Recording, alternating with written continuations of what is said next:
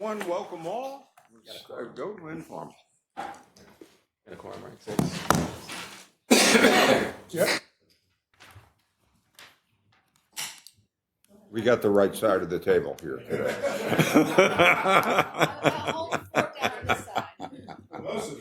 Rosemary's holding the fort down on the left side today.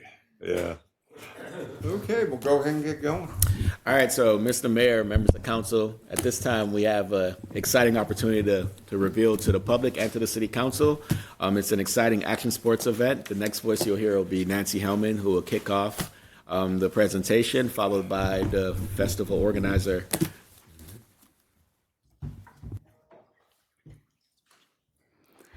Welcome. Hi. It's always good to start our meeting before break with good news. There you go. I'll take it. Well, good afternoon. Good afternoon, Mayor, Vice Mayor, members of council, Mr. Duhaney, Mr. Stiles. Please help me welcome Rick Bratman with ASA Entertainment, who's here to announce a new event coming to Virginia Beach. Since 1996, Rick Bratman has been at the helm of ASA Entertainment, developing it into the largest action sports event, television, and content production company in the U.S. For 11 years, Mr. Bratman served as president and was promoted to CEO in 2007 when the company was sold to media giant Omnicom. Rick manages the company's 300 annual days of events and more than 900 hours of global content.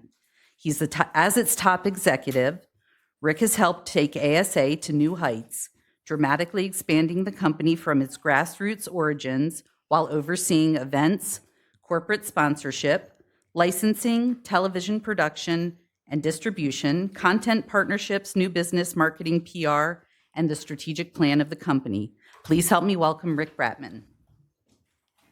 Welcome. Thank you, Nancy, and Mayor Dyer and Vice Mayor Wilson and council members. Thank you for having me in today. I am beyond excited about the opportunity to bring our Supergirl series to Virginia Beach. I was telling Nancy and Bill and some other folks at dinner and meetings that this is an incredible canvas that we have to paint, and we're so excited. We want to today give you a little bit of background on Supergirl and what to expect, because it is a really unique and honestly, I know this is a giant one of these, but it's a wonderful project that we've had 19 years of great success with. So starting off with a little bit about our company, as Nancy mentioned, we've been in business now for 31 years, and during that time, we've become the largest action sports event and television and content production company in the U.S. So that's surfing, skateboarding, snowboarding, BMX, motocross, all those X Games sports. We actually managed the X Games for its first 11 years in existence, and use the kind of wow factor of action sports to connect brands to consumers. When we, as Nancy mentioned, we were purchased back in 2007. We actually bought the company back in 2014, and when we did that with a singular mission that everything that we do as an organization is going to be very purpose-driven.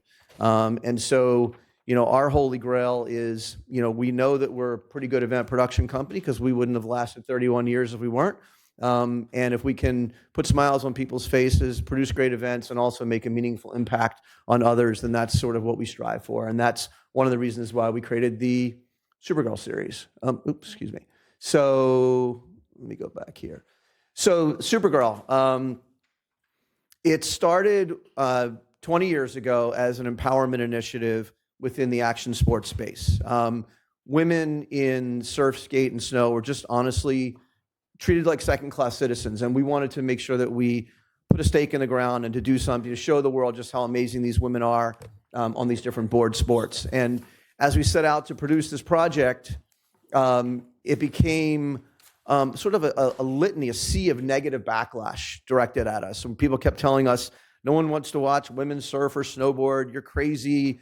Men sell our product. Women's sports are lame. It was just nothing but honestly horrible feedback. And when we put that stake in the ground and said we wanted to do this and had that kind of aha moment where we finally realized that people really were perceiving women as second-class citizens in our industry, it emboldened us to think bigger and broader. So when we did launch Supergirl 20 years ago, the notion was to create events that would empower and uplift women and provide opportunity and inclusion for women in not just action sports, but all sports, music, entertainment, popular culture, fitness, gaming, business, education, media, etc. All these places where there wasn't a level playing field. And so that's how the entire thing, the genesis of it, how it started. As it relates to the Supergirl event that we'll be doing here in Virginia Beach, which we are so incredibly excited to get started on. We'll be doing it in Labor Day weekend next year in 2026. Typically, Supergirl averages about 75,000 people per event. We actually anticipate this, even in year one, probably being our largest of the Supergirl events just because of this amazing beachfront community that you have. The event, even though there's some roots in surfing, which I'll get to in a second, there'll be over 1,000 women competing in 10 different sports as part of this event. So, and I'll show you a little bit of that as well. From a community standpoint, we typically, it says over 300 hours of TV coverage on 28 networks. The reality is last year we did 402 hours per Supergirl event of television coverage. So we feel very confident that we'll be at least 400 hours of television coverage. We also will do live webcasts, which will be over 20 hours of live webcasting on 10 different channels. The event itself, as I mentioned before, will incorporate, not just sports, but also there'll be 15 live concerts with a combination of big name, very commercially successful artists, as well as we'll leave about 50% of the available spots to help emerging female artists as well. We want to help to platform them. There'll be female DJs and fitness and dance, yoga, art, wellness, speakers, social influencers, fashion, beauty, just a variety of different types of exercises and elements and activities. And then one of the things that's really, really important to us is that everything about Supergirl is free. It's free to attend the event. It is free all the concerts are free. All the classes are free. And we also, I mentioned 10 sports. We also waive all registration fees. We don't want there to be, for those of you who have been involved with amateur athletics, those registration fees on families are very, very cumbersome. And we wanted to make sure that there were no financial walls or any reasons why young women would not want to be a part of Supergirl, because it's an incredibly inspirational environment to be a part of. Oops, probably ought to press this button instead of my computer. Then on the surf side. So the Supergirl events are the largest women's surfing events in the world. They are part of the World Surf League, for those of you who are not familiar, which is sort of the NBA, the governing body for professional surfing. They're the highest level, what are called WQS events in the Americas. And we typically have over 100 women that will compete. Last year, we averaged about 150 women per event, and it'll be a combination of both shortboard and longboard competitions. And one of the goals of Supergirl is not only to showcase the elite level pros, but also to help to encourage and mentor the next generation of aspiring pros. So mentorship is a core element of everything that we do at Supergirl. 2020, one of the reasons that we're very excited about being here is 2026 is our 20th year anniversary, and we're going to be leaning into that very, very heavily. So the next few slides are just shows you some of the festival elements I touched upon. So live concerts and dance and Zumba classes, female DJ competitions, fitness and health, speakers and panel discussions, female esports, which is competitive video gaming. Then we have a big festival village, beach volleyball, women's pro surfing, pro skateboarding, beach soccer, yoga and wellness. Cheer and dance is something we've added in the last couple of years, which has become huge.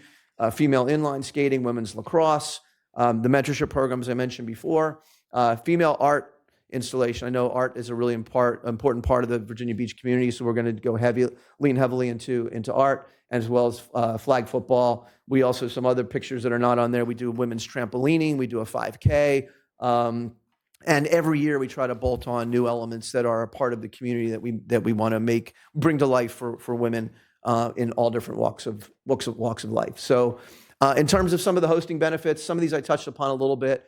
Last year, as I mentioned, we averaged 402 hours of television coverage for each event. We fully anticipate that here as well, where we're going to be highlighting Virginia Beach as a surf tourism destination. And we'll use this platform of television to integrate some of the great moments and the great locations and the scenic attractions in Virginia Beach. Last year, the average media value from our other venues was $3.72 million for host venues, including more than 930-second commercials that will be integrated into all the TV shows that will promote and highlight Virginia Beach. 16 hours of live webcast. Last year, we had 188,000 viewers per webcast. We get very heavy social media traffic. Last year, over 165 million social media impressions per event with 5.2 million engagements. Virginia Beach will be our partner in this, and we take that word very, very seriously. So we will integrate Virginia Beach branding into everything that we do. On site, athlete jerseys, TV features. We're expecting more than 14,000 people to come in for the event based on metrics from our other Supergirl events. And there'll be hundreds of athletes, artists, influencers, musicians, instructors, et cetera, that will be coming into Virginia Beach. I mentioned before about the bands are a combination of commercially successful artists and emerging talent. And so last year we had, for example, Joan Jett, CeeLo Green, and Natasha Bedingfield were some of our headliners at other Supergirl events. Continuing on some of the hosting benefits, these events, they draw crowds and they generate economic impact. They are fun events that families really want to be a part of. Everybody can enjoy it. It doesn't matter whether you're 12, 22, 42, or 62. Like, there's something for everybody at all these events. Travel and tourism will certainly generate a surge of favorable publicity and buzz around these, as these are completely unique festivals. There's nothing else that I've ever seen out there like them. And it generates a lot of buzz. And I think the fact that these are purpose-driven programs that celebrate and highlight and uplift women is something that's important to a lot of the communities that we are a part of, and it's incredibly important to us as well. And then there's the cool factor. I mean, with Gen Z and millennials, there's nothing out there that's cooler than action sports, and that's something that we also lean into pretty heavily with our city communities. And then, as I mentioned, Virginia Beach will certainly receive a positive association from being part of the women's empowerment program that is Supergirl. I'll kind of skim through these. It's a little bit repetitive here. I mean, I talked about the TV coverage and how Virginia Beach will be integrated into it. We'll also do a pretty substantial regional marketing campaign, and the city will be involved in all of that. Our goal is to bring people in from everywhere from the southeastern United States, and we'll get plenty of Californians and Hawaiians, which will come in too. And we'll work closely with the tourism groups here with Visit Virginia Beach, et cetera, to develop out-of-town packages for guests. And there's also a dedicated website and regional marketing campaign, of which the website went live this morning, supergirlvb.com, and you'll get a chance to check that out when you can. And once we sort of formally get into the details of it, we will go a lot deeper. Some of these metrics I've talked about a little bit. 77,000 is what we averaged last year. And I think I mentioned all of these. The only one I didn't mention previously is we had 5.46 million television viewers for each of our programs last year. This will give you a sense as to some of our 28 partners, including Fox Sports and NBC Sports. iHeart has been our radio partner for all 19 years of Supergirl. USA Today Network has been our print partner. And we have, in addition to TV, we have a number of digital partners and also verticals within the surf and the action sports space that are heavily vested in Supergirl, who really believe in the ideals and the value systems of Supergirl and want to help to use their platform to help to project that. I mentioned before that this entire platform is purpose-driven and cause-based. So in addition to the themes around empowerment and opportunity for women, we're also heavily vested in breast cancer awareness and prevention through Boarding for Breast Cancer, ocean conservation and sustainability through the Surfrider Foundation, and bullying prevention and mental health advocacy through the No Hate Tour, which is a separate program that we'll also be bringing to Virginia Beach here next year. Just a little bit about the attendee demos. It's basically about 2/3 women typically that will come out to the event. It's heavily millennial audience, older Gen Z as well. One of the things that makes Supergirl so unique is that it is truly an event that spans all ages. So it's probably 2/3 are that millennial Gen Z that come to the event, but it's a third of that are young families as well. It's an incredible event for younger parents to bring their, especially teenage daughters, out there, because it is such an inspirational environment to see all these incredible, successful women from all these different walks of life being a part of it is truly special and inspirational for young women.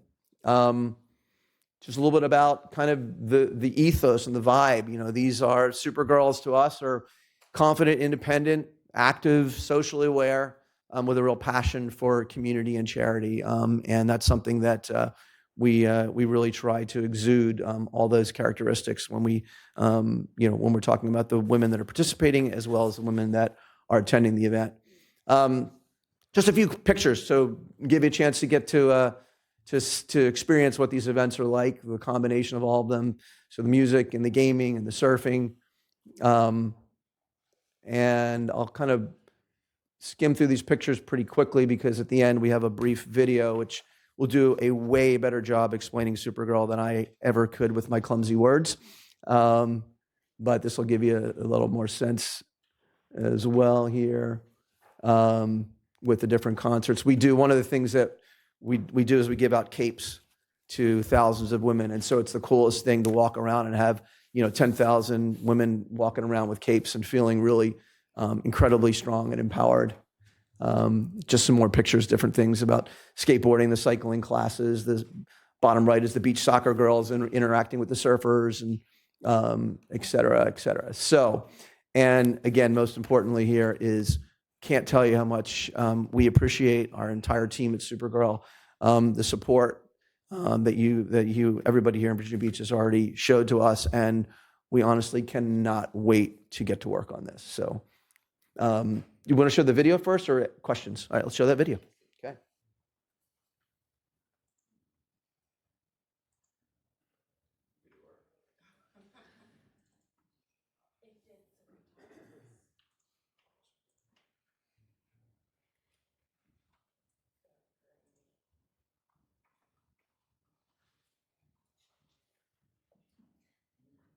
Dramatic pause.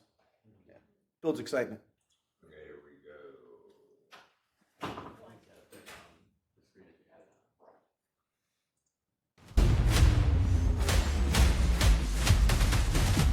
This is a total surf festival. It's the largest all-girls surf event and festival in the world. We have so many incredible performances happening today. We have over 1,000 ladies in competition. So that is not just for surfing, that is for beach volleyball, that is for beach soccer, that is for flag football. We have DJ competitions, we have the music festivals. There is so much happening, and every year it gets bigger and bigger. So excited to be a part of this movement.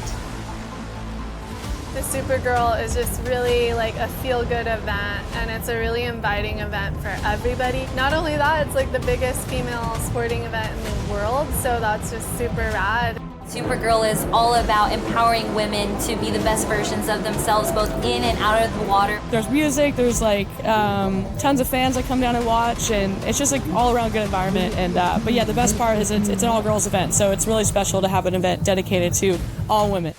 It grows so much every year, like there's more girls competing, all of the events going on around it get bigger and bigger, so it's pretty cool to have seen how far this event has come over the years. Supergirl special, I feel, because there's just so much energy in and out of the water. It is the only girls event we have in the North America region. It's more than just surf competition. You have brands, you have music. Skate comps, there's a soccer contest, volleyball, and a bunch of different workout events. And there's obviously the concerts, which is my favorite. Everyone loves to go to those.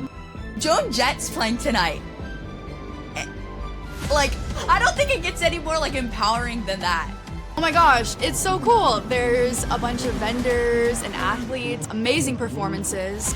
We just had the Supergirl Pro Women's Leadership Panel. We have gamers, we have CEOs, we have filmmakers, actresses, singers, athletes, coaches, and it is just a conversation between all of us. To win this, you get a cape, you are declared the Supergirl, and it's a really big deal. Being the youngest to ever win the Supergirl Pro was definitely a pinnacle moment in my surfing career. You know, it's all about empowering women and women in sports, and I just think that that's so special to have an event like that. You know, there's really no other event like it. This event honestly kind of inspired me when I was younger to chase that dream of professional surfing.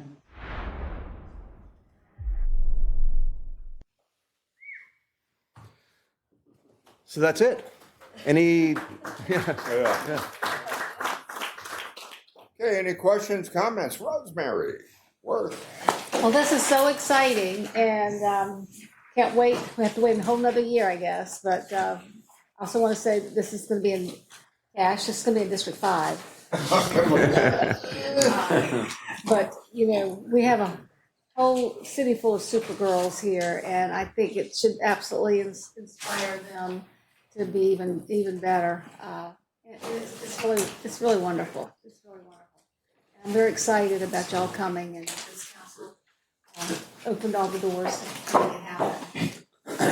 Thank you so much. We appreciate it. Okay, Worth. Thank you, Mayor Dyer. Thank you, Mr. Brackman and Ms. Hellman, for the work here. Great presentation. Exactly. This is very exciting. It helps with our city, but it also highlights our ocean front, and it's multiple action sports, not just surfing. So it's very exciting. Again, action sports. The question I have, though, you say 75,000 attendees. Do you know a breakdown? How many? Because what I like is the potential engagement of citizens coming out to watch.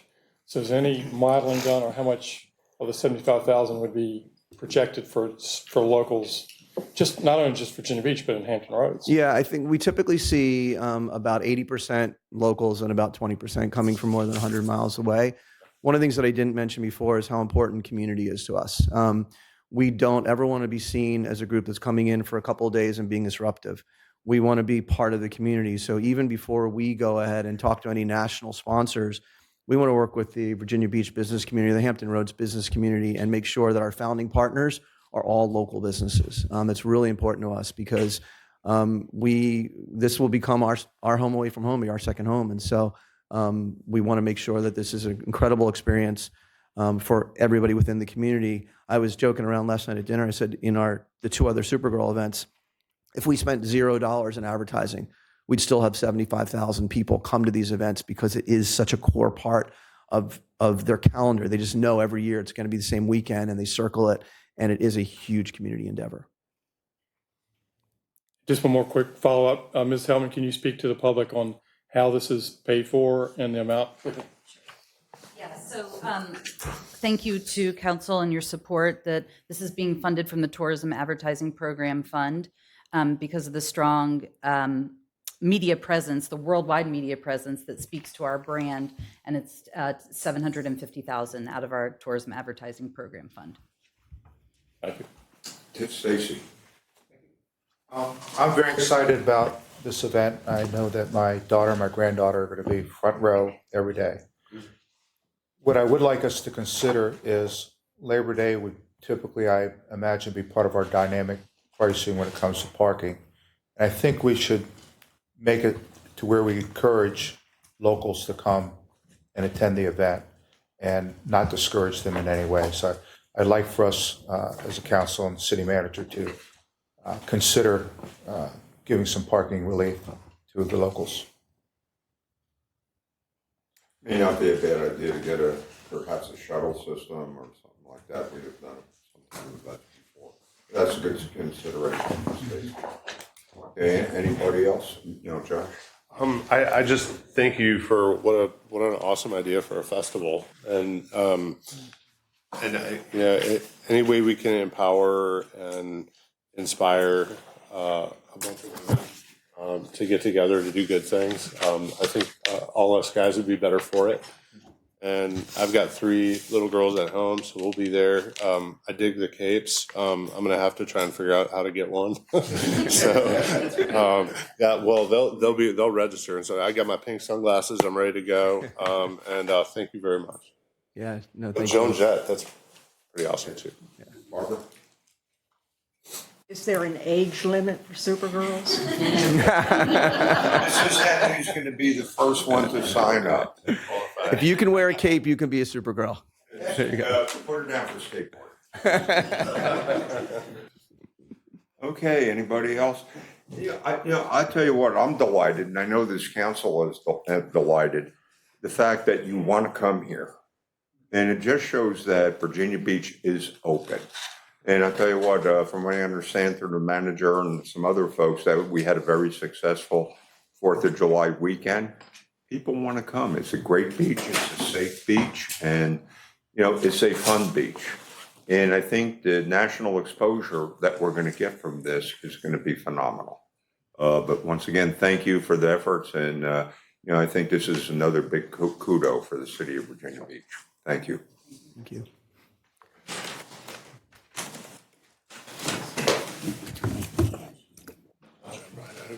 Miami Vice, Johnson.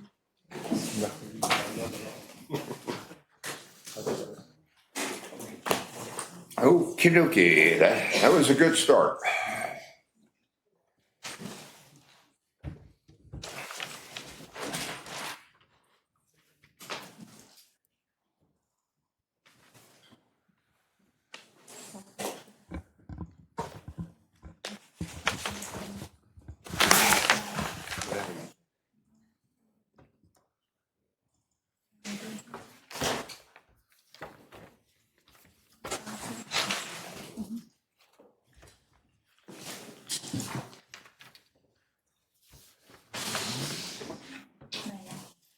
Okay, ready?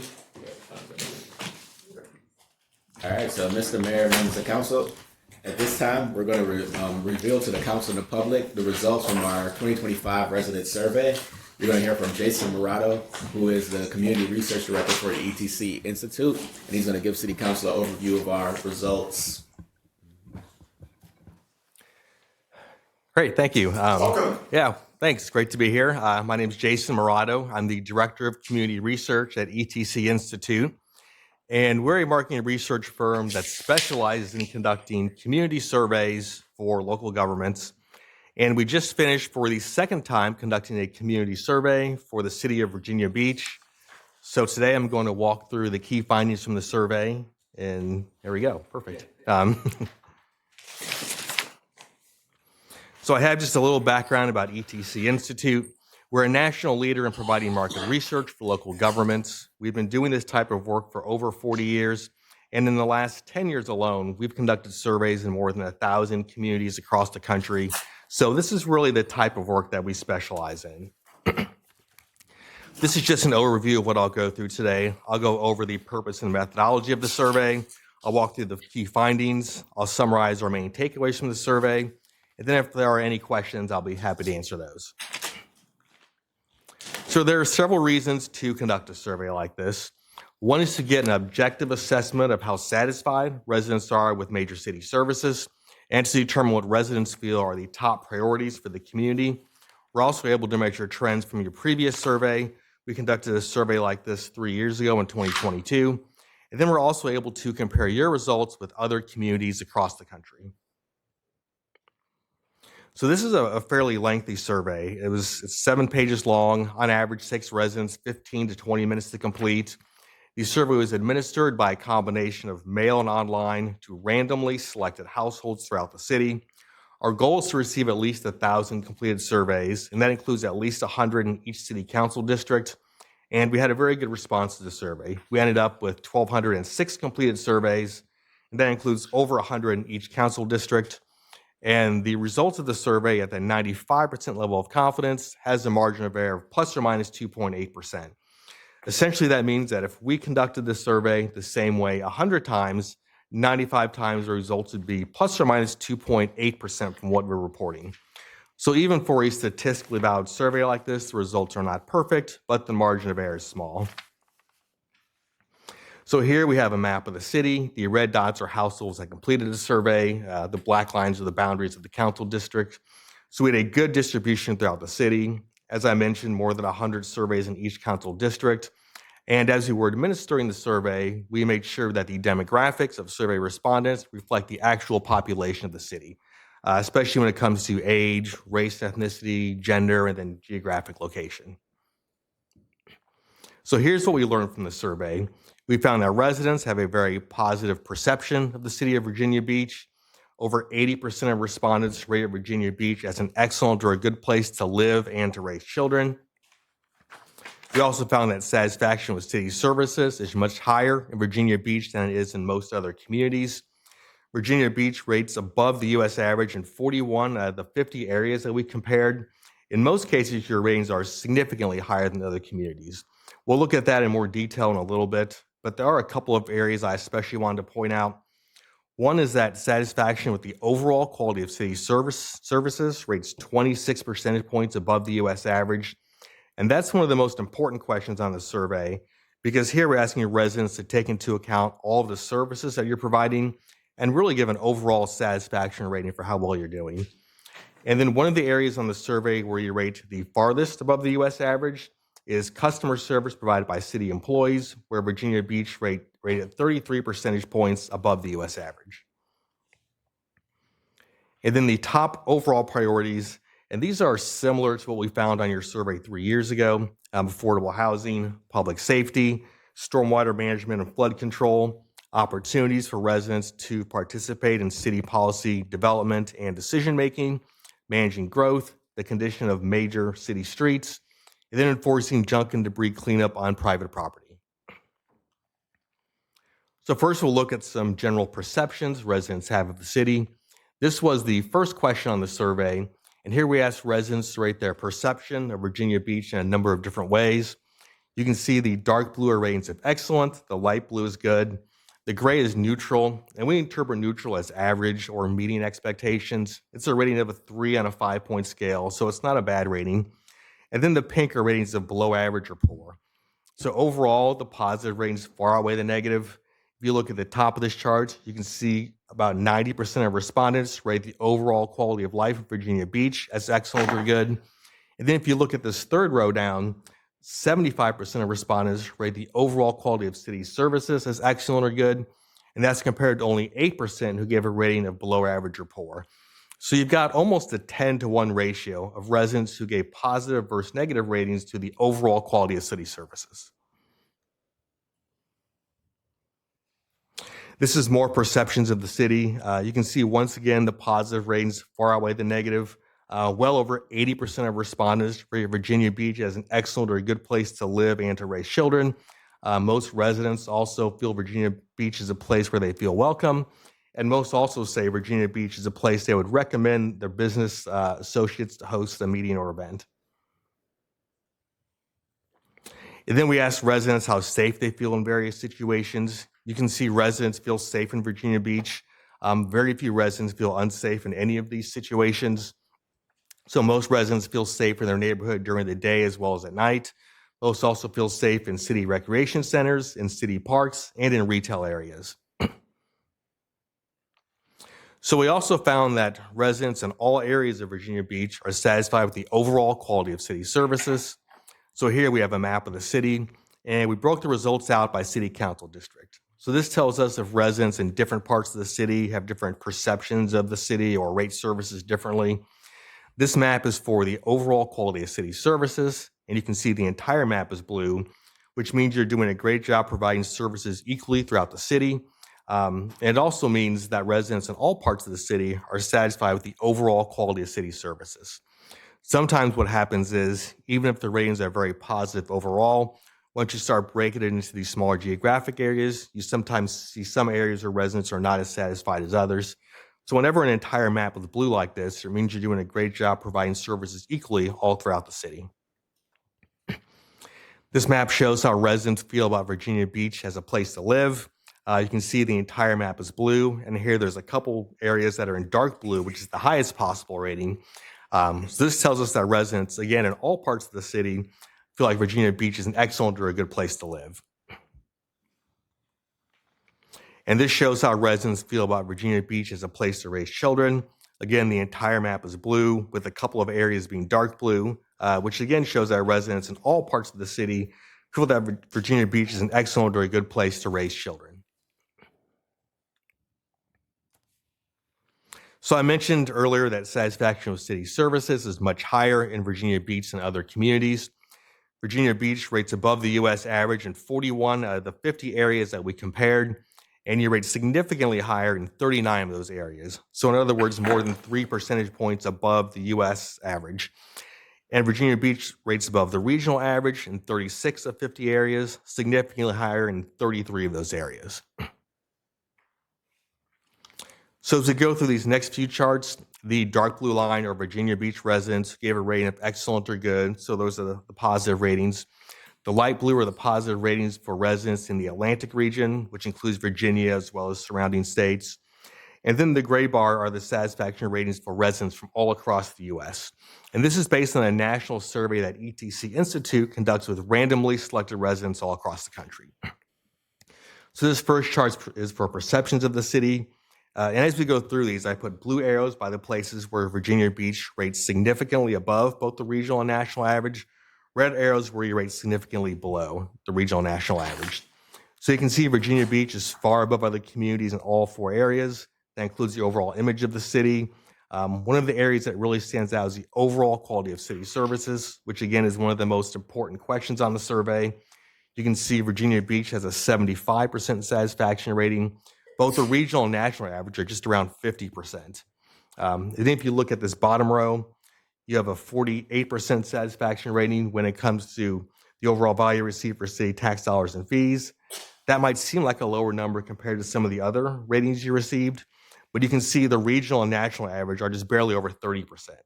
So when it comes to value for taxes, a 48% satisfaction rating is actually a very, very high number. And then you can see public schools also rates more than 20 percentage points above the regional and national average.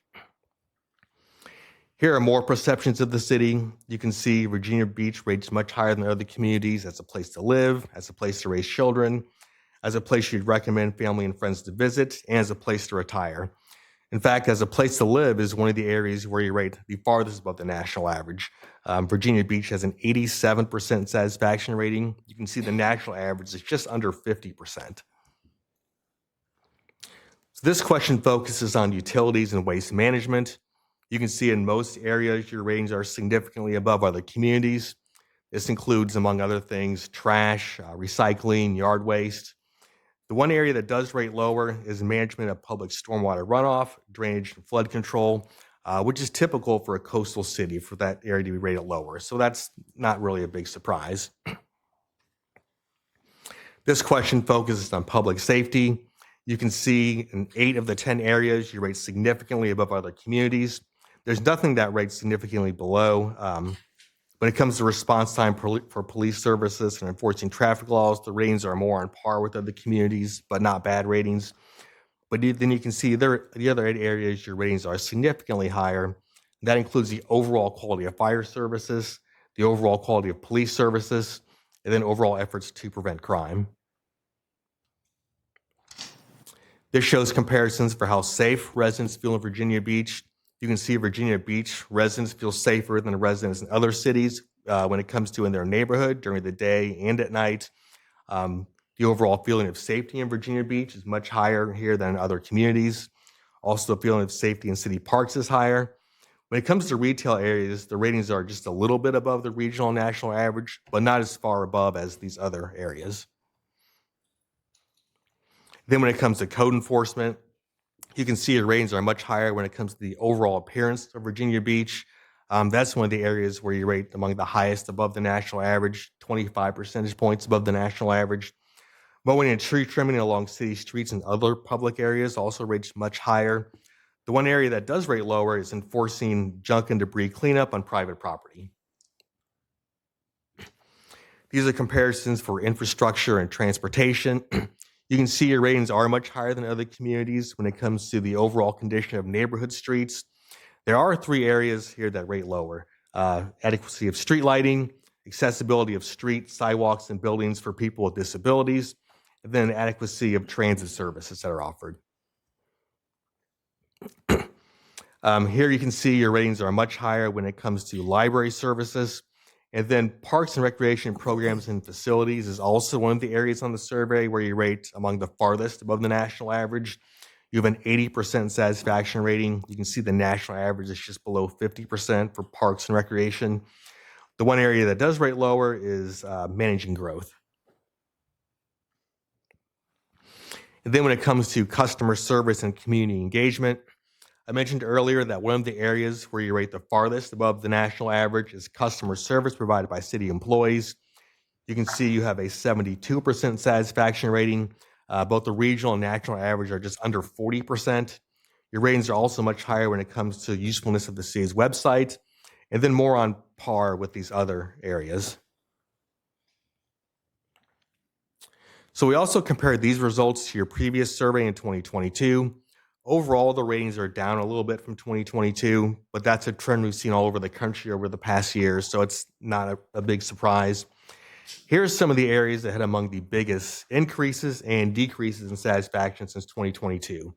So the biggest increases were the quality of cultural and entertainment venues, how safe residents feel in retail areas has had an improvement over the last few years, the availability of parks and recreation programs for children, the feeling of safety in your neighborhood during the night has improved over the last few years. And then stormwater management and flood control on neighborhood streets. We saw that was one of the lower rated areas, but it has improved over the last 3 years.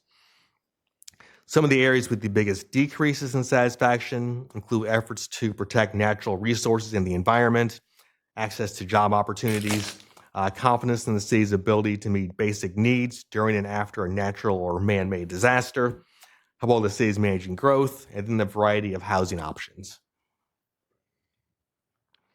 So now we'll look at top priorities. For this next section, this is something we call the important satisfaction rating. This analysis is based on 2 different types of data. First, we ask residents how satisfied they are with services. Then we ask which services should be the most important for the city to emphasize over the next 2 years. So the idea behind this is that those areas that have a combination of low satisfaction ratings, but at the same time are rated as the most important, should be the highest priorities to focus on.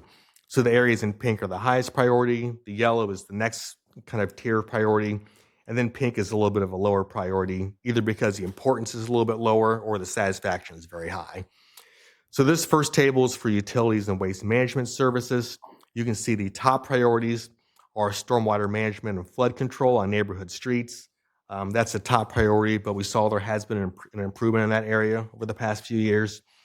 The other top priorities are management of public stormwater runoff and drainage and flood control, and then efforts to protect natural resources in the environment. When it comes to development services, the top priorities are the affordability of housing options in the city. Affordable housing has been a very high priority, really in every survey we've done over the past few years all over the country, so that's very typical. The other highest priorities are how well the city's managing growth, quality of new development, and then a variety of housing options. When it comes to public safety, now there's nothing in pink because the satisfaction ratings were very high really across the board when it comes to public safety. But having said that, the highest priorities are confidence in the city's ability to meet basic needs during and immediately after a natural or man-made disaster, efforts to prevent crime. The ratings are very high in that area, but it's still an area that residents think is important. Efforts to ensure the community is prepared for emergency and disasters, and then emergency management during a natural or man-made disaster. When it comes to infrastructure and transportation, the top priority is the overall condition of major city streets. That's a high priority in most communities, especially bigger cities like this one, so that's very typical. Other high priorities are adequacy of transit services, the availability of sidewalks, and then the adequacy of lighting on Virginia Beach streets. When it comes to code enforcement, the top priority is enforcing junk and debris cleanup on private property. Other high priorities include enforcing the exterior maintenance of commercial and business properties, enforcing mowing and cutting of weeds on private property, and then city services regarding regulation of short-term rentals in neighborhoods. And when it comes to customer service and community engagement, the top priority is opportunities for resident participation in city policy development and decision-making, the effectiveness of communication with the public, and then knowing how to engage and provide input to elected officials. And for parks and recreation and library services, by far the top priority here is human services that are provided. On the survey, we define that as adult services, family services, juvenile services, and public assistance. And then here we ask respondents, which of these areas will be the most significant issues facing Virginia Beach over the next 3 years? You can see the top priorities are the affordability of city services, taxes and fees, housing affordability, and then public safety. So just a quick recap, we saw that residents have a very positive perception of the city of Virginia Beach. There's a lot of examples of that in the report, but one of the areas that really stood out is how high the ratings are when it comes to Virginia Beach as a place to live and as a place to raise children. We saw satisfaction with city services is much higher in Virginia Beach than other cities. A lot of examples of that as well, but the overall quality of city services and customer service were a couple of areas that really stood out. And then the top overall priorities, and this is based on those important satisfaction ratings we just looked at: affordable housing, public safety, stormwater management and flood control, opportunities for residents to participate in city policy development and decision-making, managing growth, condition of major city streets, and then enforcing junk and debris cleanup on private property. So that is everything that I had. If anyone has any questions, I'd be happy to answer them. Yeah, I think it's pretty good overall. Rosemary? This is kind of like our report card. Right. That's right. Yeah. Coming from a former teacher. Yes, report card. And I'm going to ask you, did you ask any questions about the schools and education? Just that one about overall quality of public schools. And the ratings were very, very good. That was very early on. Let me see if I can find that slide. I go back.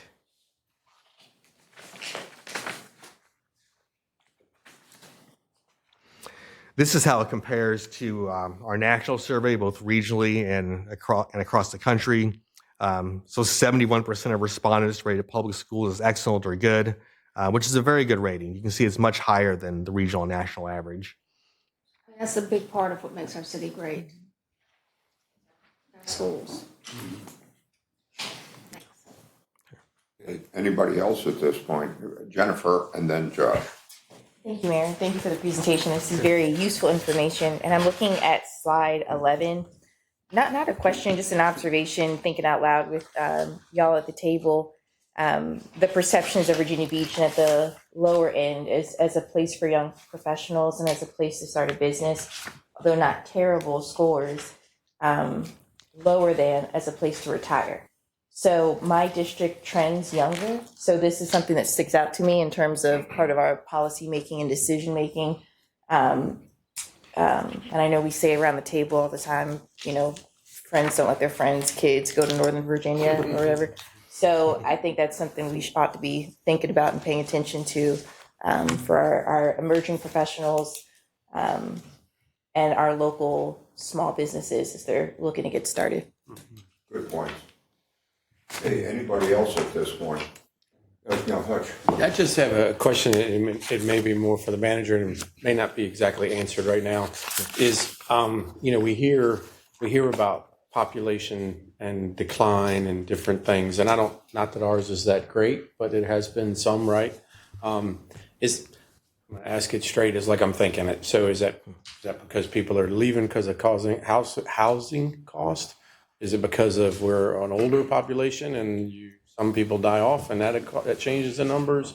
Is there anything there? Did y'all talk about it at all, or do we have any insight on that? Because I think it does drive some of the questions, especially what Councilwoman Rouse was just asking. More or less, overall, Councilmember Hutchison, the city's Virginia Beach's population is flat, right? There's plus or minus, but it's in the degrees of like confidence if it's going up or down, but more or less it's flat and probably edging to a decline, but it's more or less pretty much flat.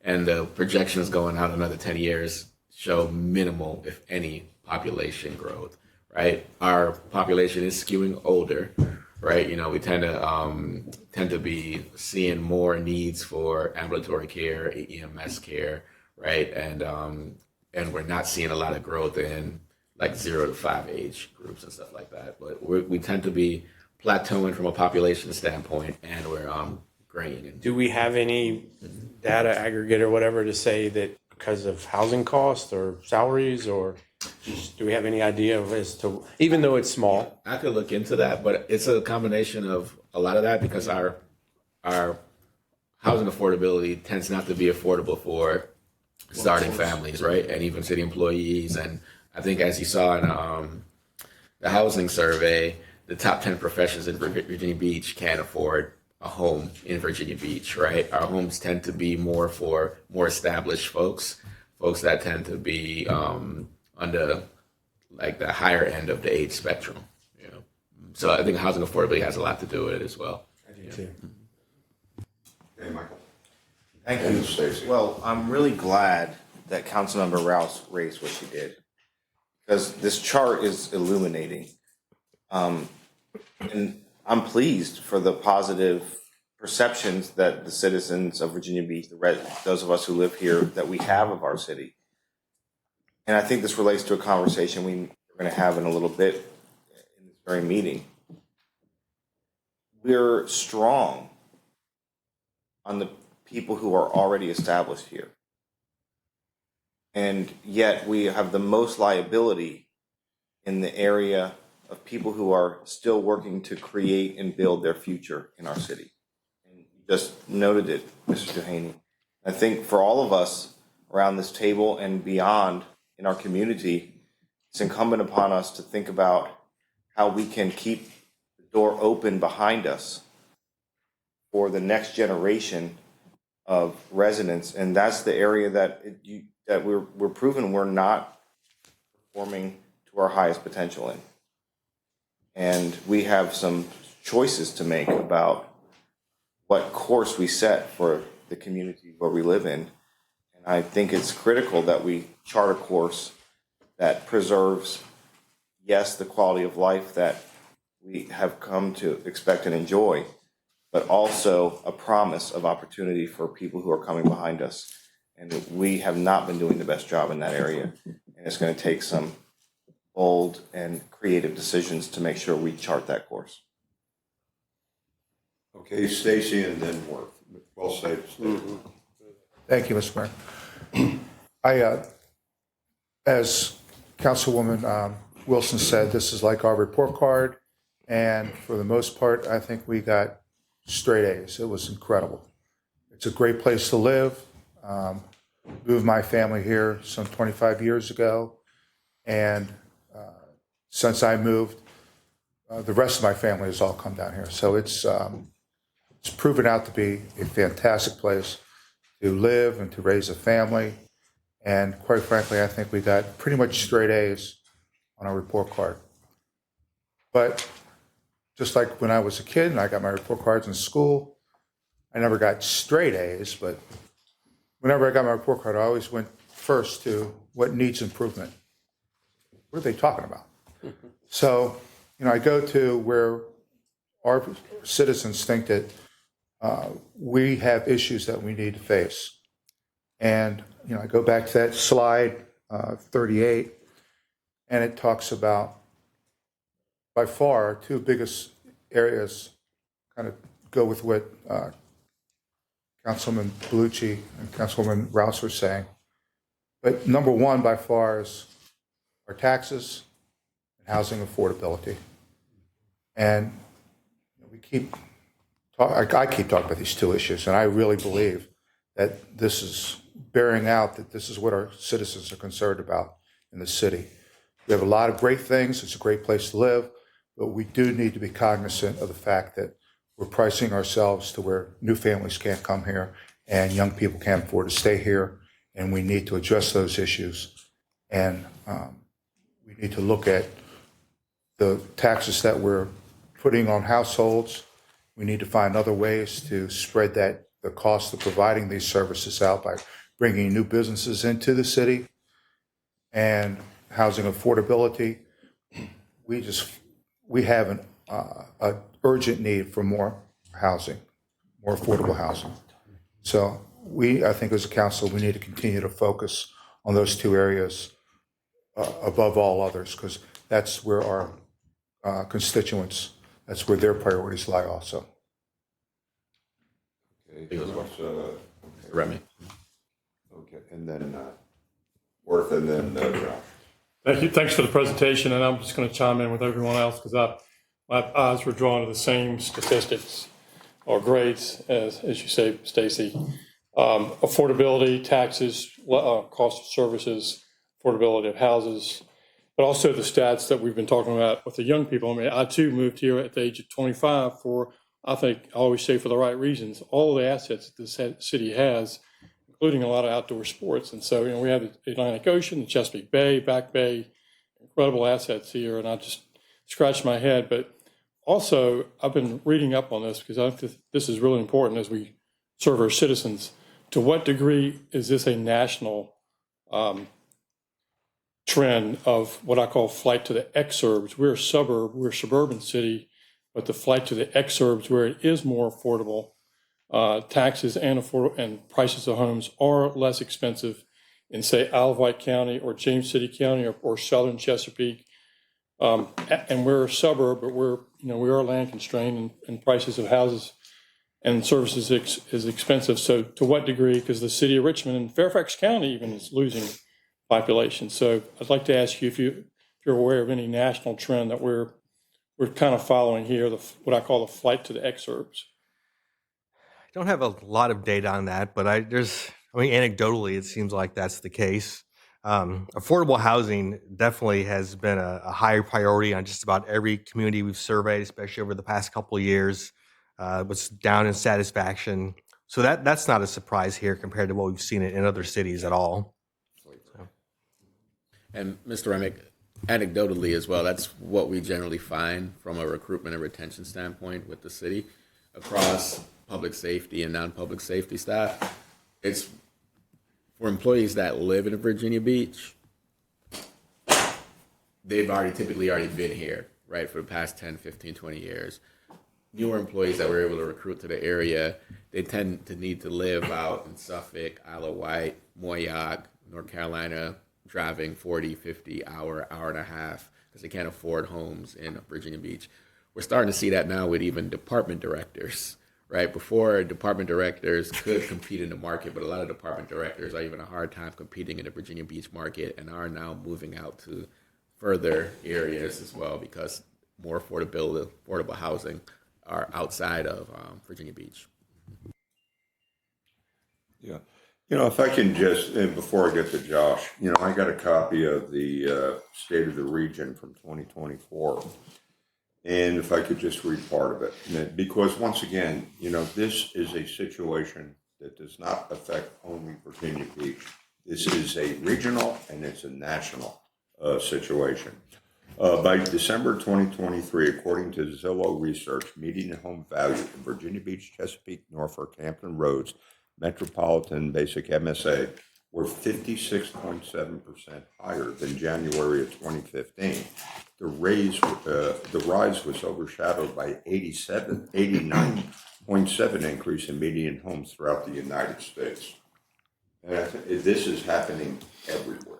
Oh yeah, granted, some cities, locally, might be cheaper to live, but once again, when you take a look at Virginia Beach, when you look at the size, magnitude, and complexity of the services that we have and things of that nature, but the other thing is that Virginia Beach, part of the situation is that a lot of people want to move here, and we don't have enough housing inventory right now to accommodate.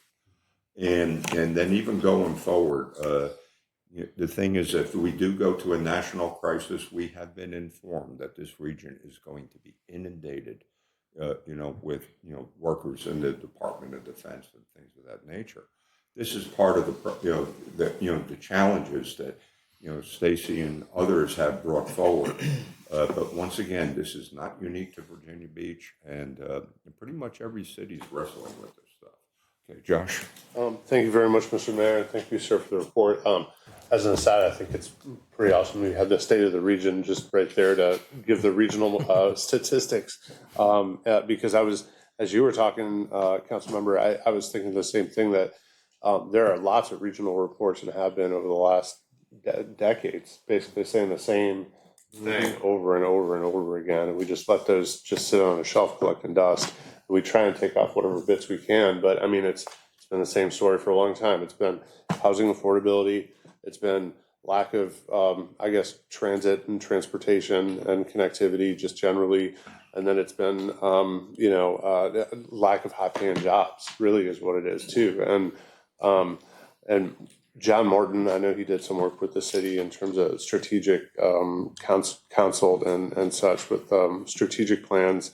We did there was a regional marketing and branding exercise that was right before the pandemic. And and this really ties in, like Councilman Berlucci said, with this is really economic development is what we're talking about. And it's not the old model of economic development where you recruit the company and the workers come.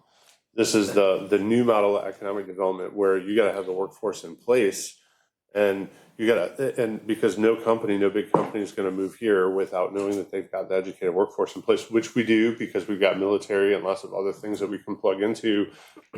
And we're working on it, and we're working with the community colleges and stuff. But I mean, the way you attract young professionals and young people is to create a vibrant place, and we have a really vibrant place. And I don't think we do enough. I mean, we do a great job touting it. I think we can do better just saying how great, and I would say how affordable we really are. I've lived elsewhere, and I know a lot of other people have, and I personally think we get tremendous value for the taxes we pay. But these are things like, what we thankfully were able to do, like public art and placemaking initiatives out of the amusement tax fee. That was historic, and that'll be a legacy that, that will certainly attract and make for a more vibrant place here. But it's everywhere, as the mayor said. I mean, that's not just here; it's everywhere, and it's whatever that population pyramid is going this way, and we're getting older, grayer, and more experienced, right? And aging infrastructure and all of that stuff, and not to mention things are about 3 or 5 times more expensive than they used to be, and not just on the private side, but the public side too. But anyway, this is an awesome conversation. Just enjoy it. So, okay, anyone else? Amelia. Well, I was just going to add, as you're looking at job opportunities, you mentioned economic development. One of the big elephants in the room is we're running out of land. And that is important if we're bringing businesses in, that we have somewhere or some new areas for them to develop. But at the same time, we're not quite running out of land. Just think about it. We do have land. It's how we're using what we have. So maybe there will be something that we could revisit. And you'll hear people all across. One of the main things that come to our city is for the schools. So I'm so glad to see it, up at that level. And then where you have homelessness, that's pretty way up there.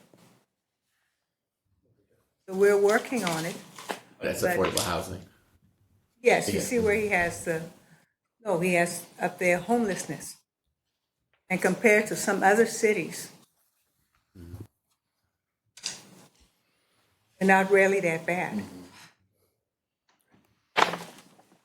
And I'll tell you what, it's a common challenge that we're all confronting, and if you like, I'll just get you a copy of the report that came, for distribution, that came out from last year. But but once again, I think we have to be, satisfied with what's going on.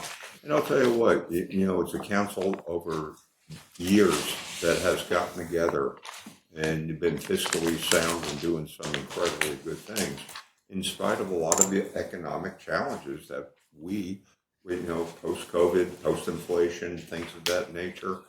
But once again, we're still able to, come across pretty strong. Hey, but thank you very much. Very, very good. Thank you. Yeah, absolutely. Thank you. So we started off with 2 good things. Yeah.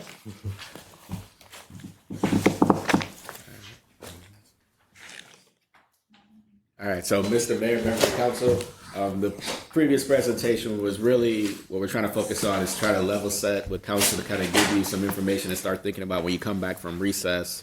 It's time for us to start to think about our summer retreat, right? And we're getting ready to start to ramp up and to refresh our focus action plan. So when you come back from the retreat, we want to sit down and talk to council from recess to sit down and talk to council about what are going to be our priorities for the next couple of years.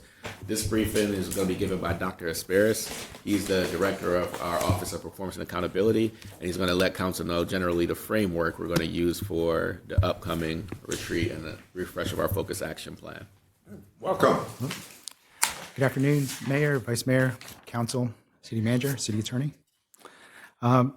This afternoon, just want to go over the proposed Focus Action Plan refresh.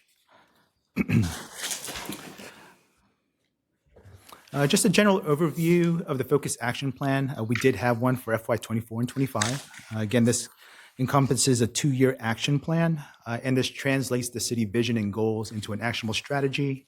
It aligns the operations, work, and resources for greater impact.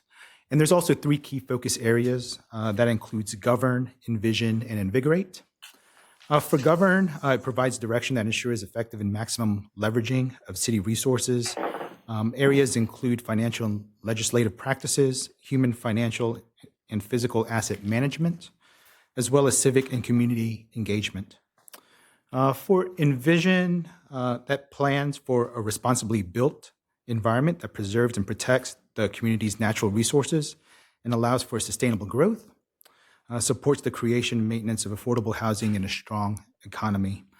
Areas for that include land use, housing affordability and homelessness, stormwater and flood protection, economic development and vitality, and transportation and transit. And then lastly, with invigorate, that embraces comprehensive well-being by fostering a clean, inspiring, and vibrant environment where people feel safe and have access to amenities and services that support a high quality of life. Areas include culture, arts and placemaking, mental health, parks and recreation, public safety, and corridors and physical appearance. Now with this focused action plan, it's informed by city council leadership, community feedback from surveys and engagement, as well as staff input and collaboration. For the development of the Focus Action Plan for FY26, there are some plan development questions that can be taken into consideration. The first question is, what must we achieve and why must we achieve it? With any strategic plan, I believe that there's a direction that the city should work towards, as well as objectives to accomplish. Also, the purpose for achieving those objectives can provide purpose in context and also serve as a motivator to complete those objectives. The second question is, where must we focus our efforts to get the desired results? With limited resources within the city, I believe that's important to focus our collective efforts so that way we can achieve the desired results. The next question, how will we know if we are successful? How will we convince others? I believe it's important to identify what success looks like so we know when we achieve success. And then also, it would be good to galvanize others to create purpose and excitement to achieve those objectives. And then lastly, did we achieve the objectives?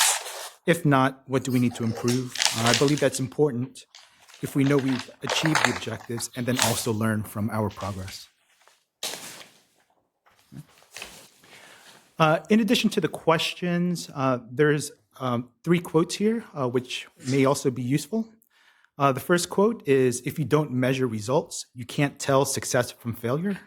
That's a quote in Reinventing Government by David Osborne and Ted Gabler.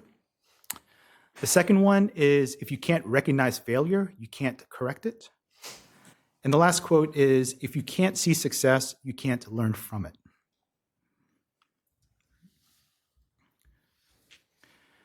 So for the Focus Action Plan, this is the proposed development sequence here.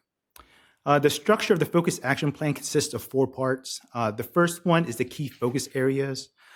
These are the general themes encompassing the various objectives that council would want to achieve. The second one is the objectives themselves. These are the statements that council would like to achieve over the next couple of years. The next part after that are the initiatives. These are the actual efforts and tactics that the city will employ to meet those objectives. And then lastly are the measures. And this one is important to determine progress and then also determine success if we've achieved success. For the proposed development sequence, we would like to start with the end in mind. And in this case, we would like to start taking a look at the objectives. Again, those are the statements of what council would like to achieve. Along with the objectives are the measures, and I think it's important to determine what those successes look like and how to measure progress. And with those two, those will actually inform the initiatives, and these are the tactics that the city will use to complete those objectives.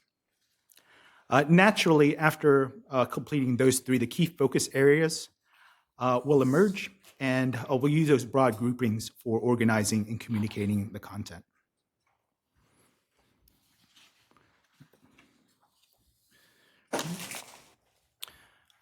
In August, we're looking at proposing the Focus Action Plan Refresh Retreat. And the purpose of that is to have a robust, informed discussion that leads to an actionable, straightforward narrative. Staff will be in attendance to assist with any requested information that council would want to receive. But in general, the session is about council reviewing and digesting feedback that you receive from constituents, businesses, stakeholders, and also one another. On site, we're looking to have a facilitator to help guide the discussion to develop agreed points of emphasis and focus from council. The discussion can be informed by the environment and reality in which you govern. It can also be informed by the people you serve. This can include ongoing conversations, engagements that you have with your constituents, and then also the results from the recent resident survey. It can also be informed by current and underway projects and plans, and it can also be informed by past completed objectives and or ongoing objectives from the previous focused action plan. During the retreat, it'll encompass two parts. The first part is we'll be asking council to share the projects, areas, and topics that you'll want to see progress or emphasis placed on. I would imagine that this would be a very large list, but because you all make decisions as a body and not as independent individuals, we'll want to look for some sort of expression of agreement. One idea, and I believe this has been used previously, is the idea of using stickers that council would spend on topics or projects that they would like to advance. And those that have 6 or more stickers, those topics would advance. The second part of that is for the council to share and discuss what success and progress looks like for the topics and projects that have advanced. Now, the outcome of that retreat would give us a foundation for the objectives and the measures. And those objectives and measures, staff will work on refining those and will develop formal objective statements, initiatives, and performance measures for your consideration. Additionally, once the objectives have been identified and formalized, the groups and themes will become more apparent, and the staff will work to provide key focus areas for council's consideration. These areas can include transparent governance, safe and vibrant neighborhoods, et cetera. After presenting to council, we'll then take council's feedback to make final edits, and we'll bring back that to council for adoption and affirmation. The 24-month Focus Action Plan will then be used to guide budget development, departmental efforts, et cetera, and the staff will provide semi-annual progress reports to both council and the public. So with that proposed process there, this is what it would look like with target dates beside them. Some key notes here between now and August. I'm asking council to start working on some pre-work. This would include reviewing existing plans, organizing your constituent feedback that you've gotten in a usable way, and then also preparing in a way that you feel best for the upcoming August 26th discussion. August 26th is a day that we're planning on doing the Focused Action Plan Refresh Retreat.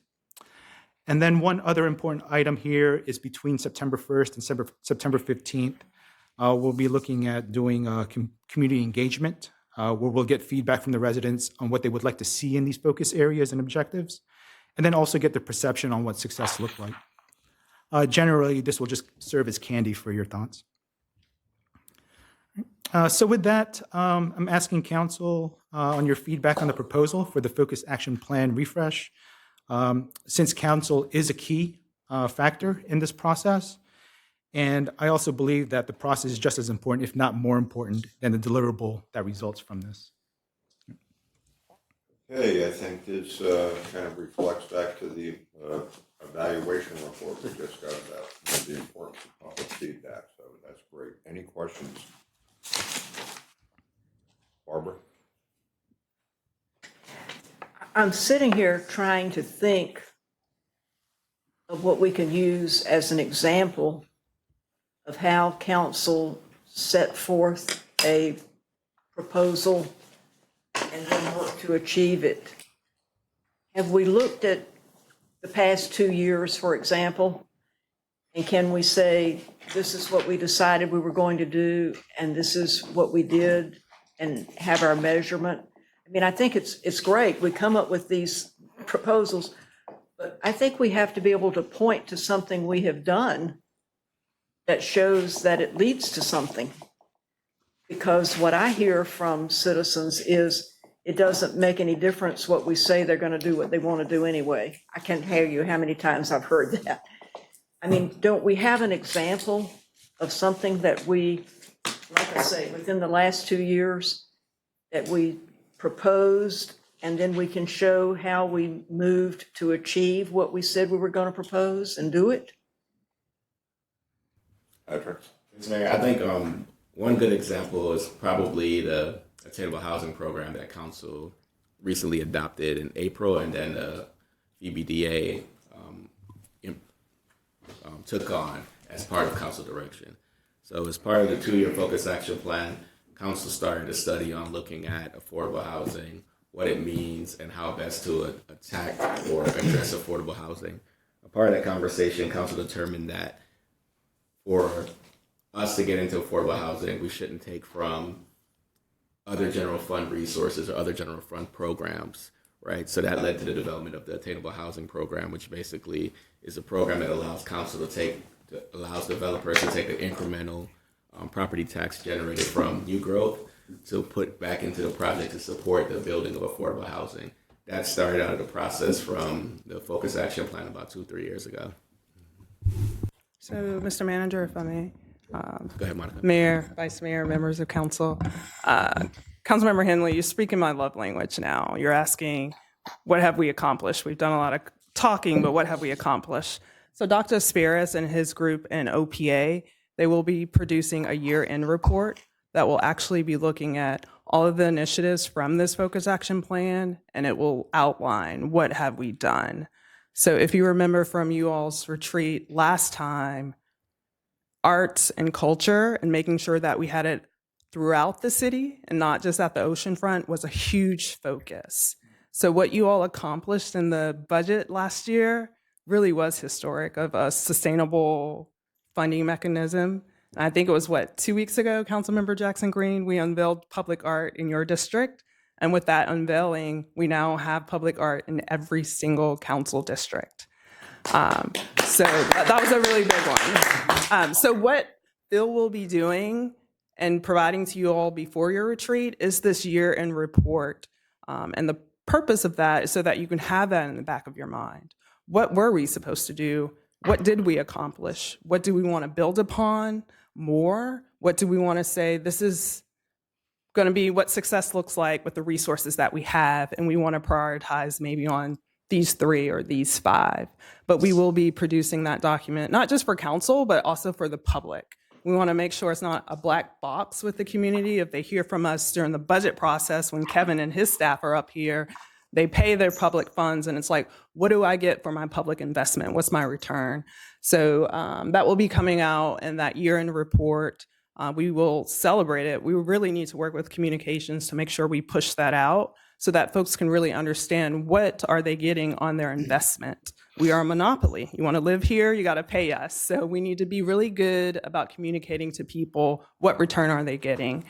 So we will be doing that because that's going to feed into your discussions at your retreat about where you want to focus your attention. And we'll look for feedback. If the reports that we're producing aren't hitting the mark, maybe it's too much narrative, maybe you want something simpler like a chart and an X or red light, yellow light, green light, give us feedback.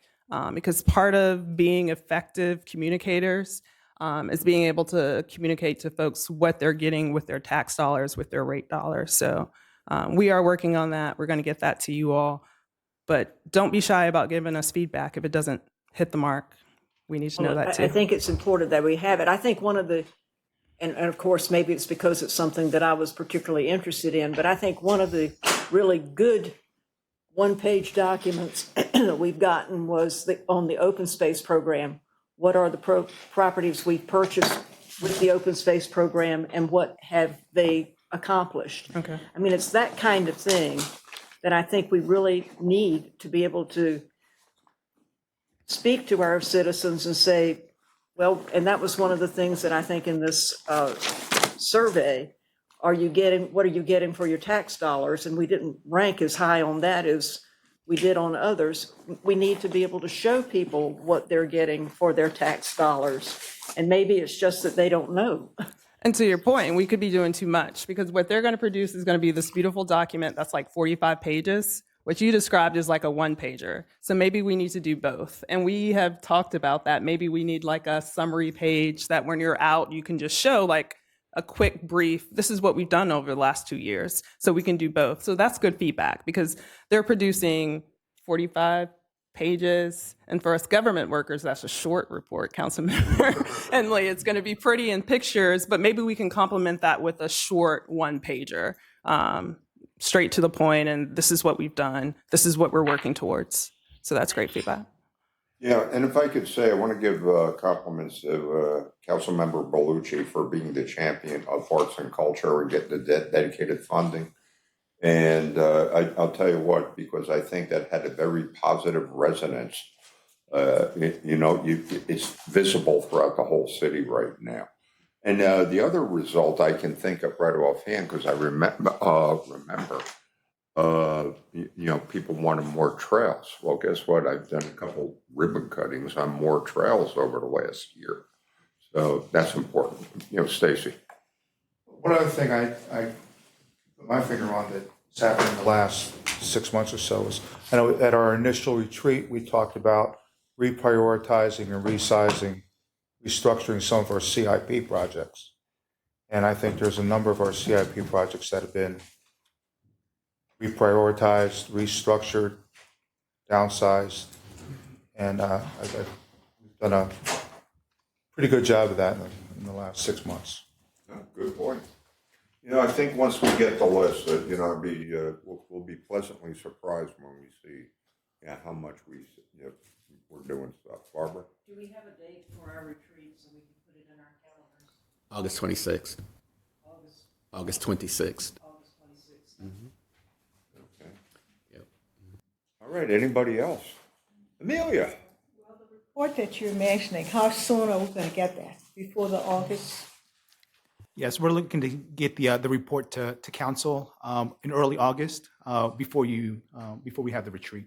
So you will have time to take a look at that report. Okay, great stuff. We're rocking and rolling today. Thank you.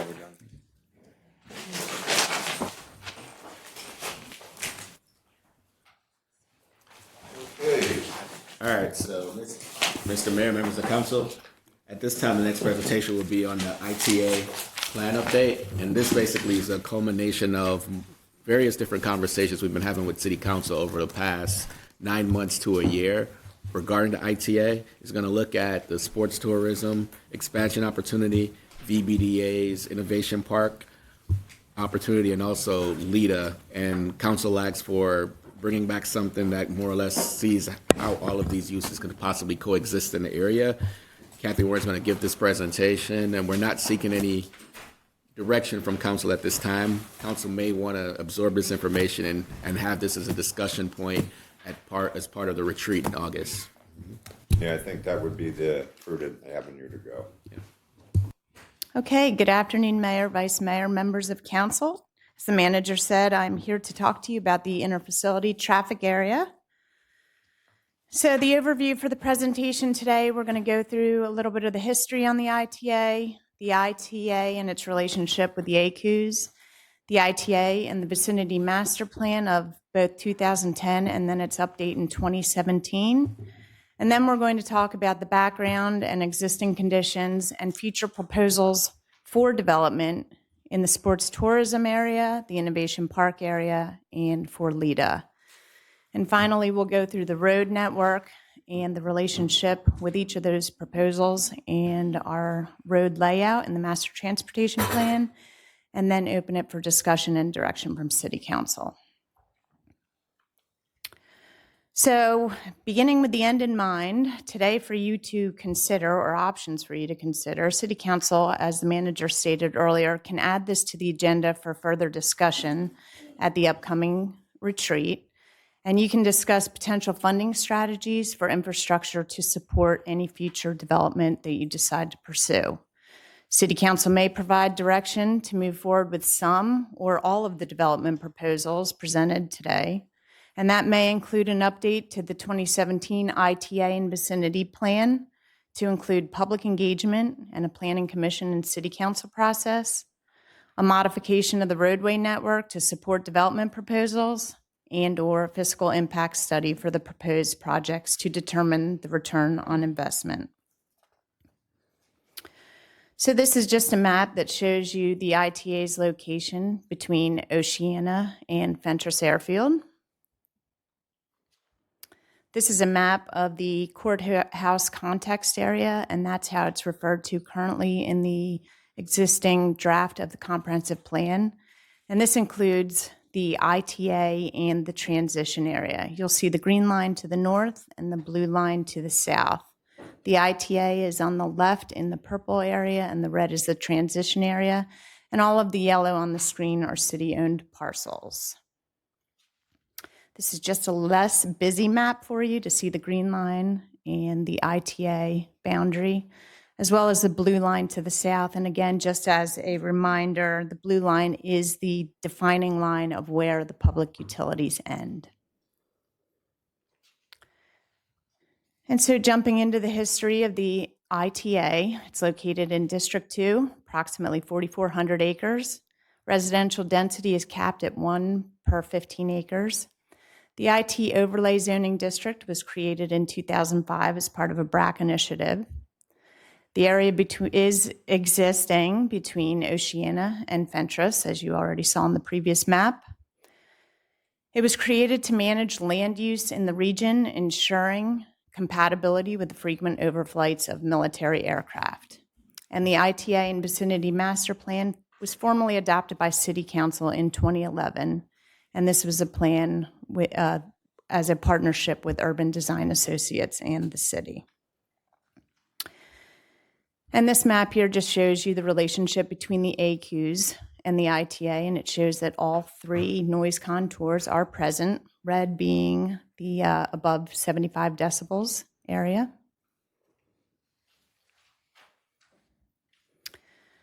And then the ITA master plan, again, this was completed by Urban Design Associates, or UDA, and in 2010, City of Virginia Beach engaged UDA to develop a plan for the ITA in the vicinity.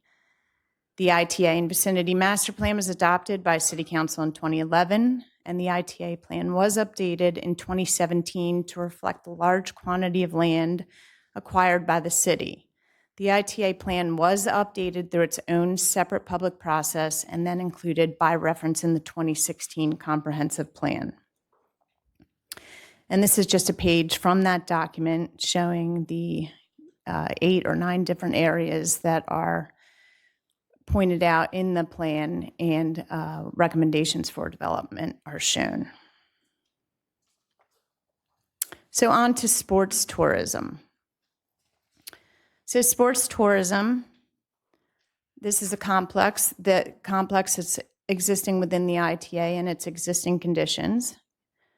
The Princess Anne Athletic Complex consists of 8 softball fields and 8 multi-purpose rectangular fields.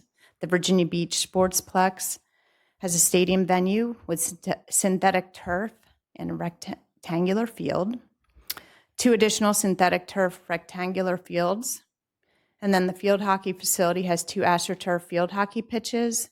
The Virginia Beach Fieldhouse is an indoor sports facility for basketball, volleyball, soccer. And then the Parks and Recreation Administration Building has offices for 110 of our Parks and Recreation staff.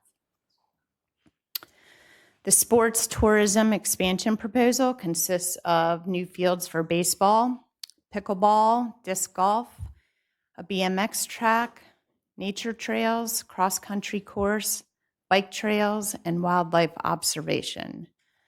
Currently, this has an $161 million estimated cost, but that's for the total build-out. City Council can decide to pursue various components of that proposal for reduced costs.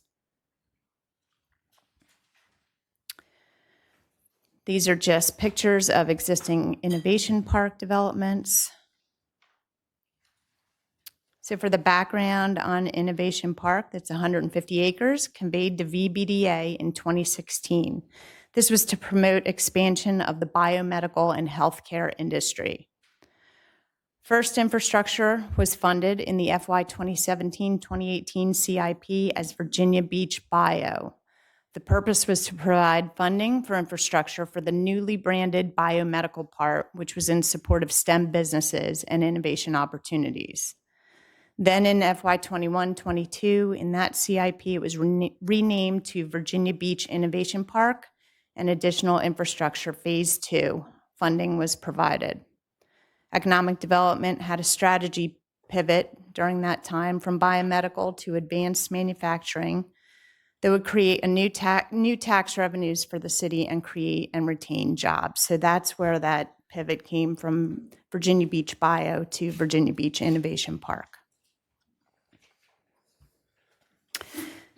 And then this is just a map showing the existing businesses within the Innovation Park. You have acoustical sheet metal phases 1 and 2 on the left. The orange area shows where they intend to expand in the near future.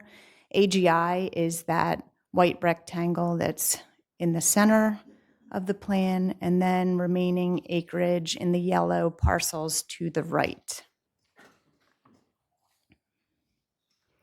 So for Innovation Park existing conditions, the location is Princess Anne Road and Hudome Way, 150 acres, I-1 zoning, 10.6 acres remaining for I-1 development.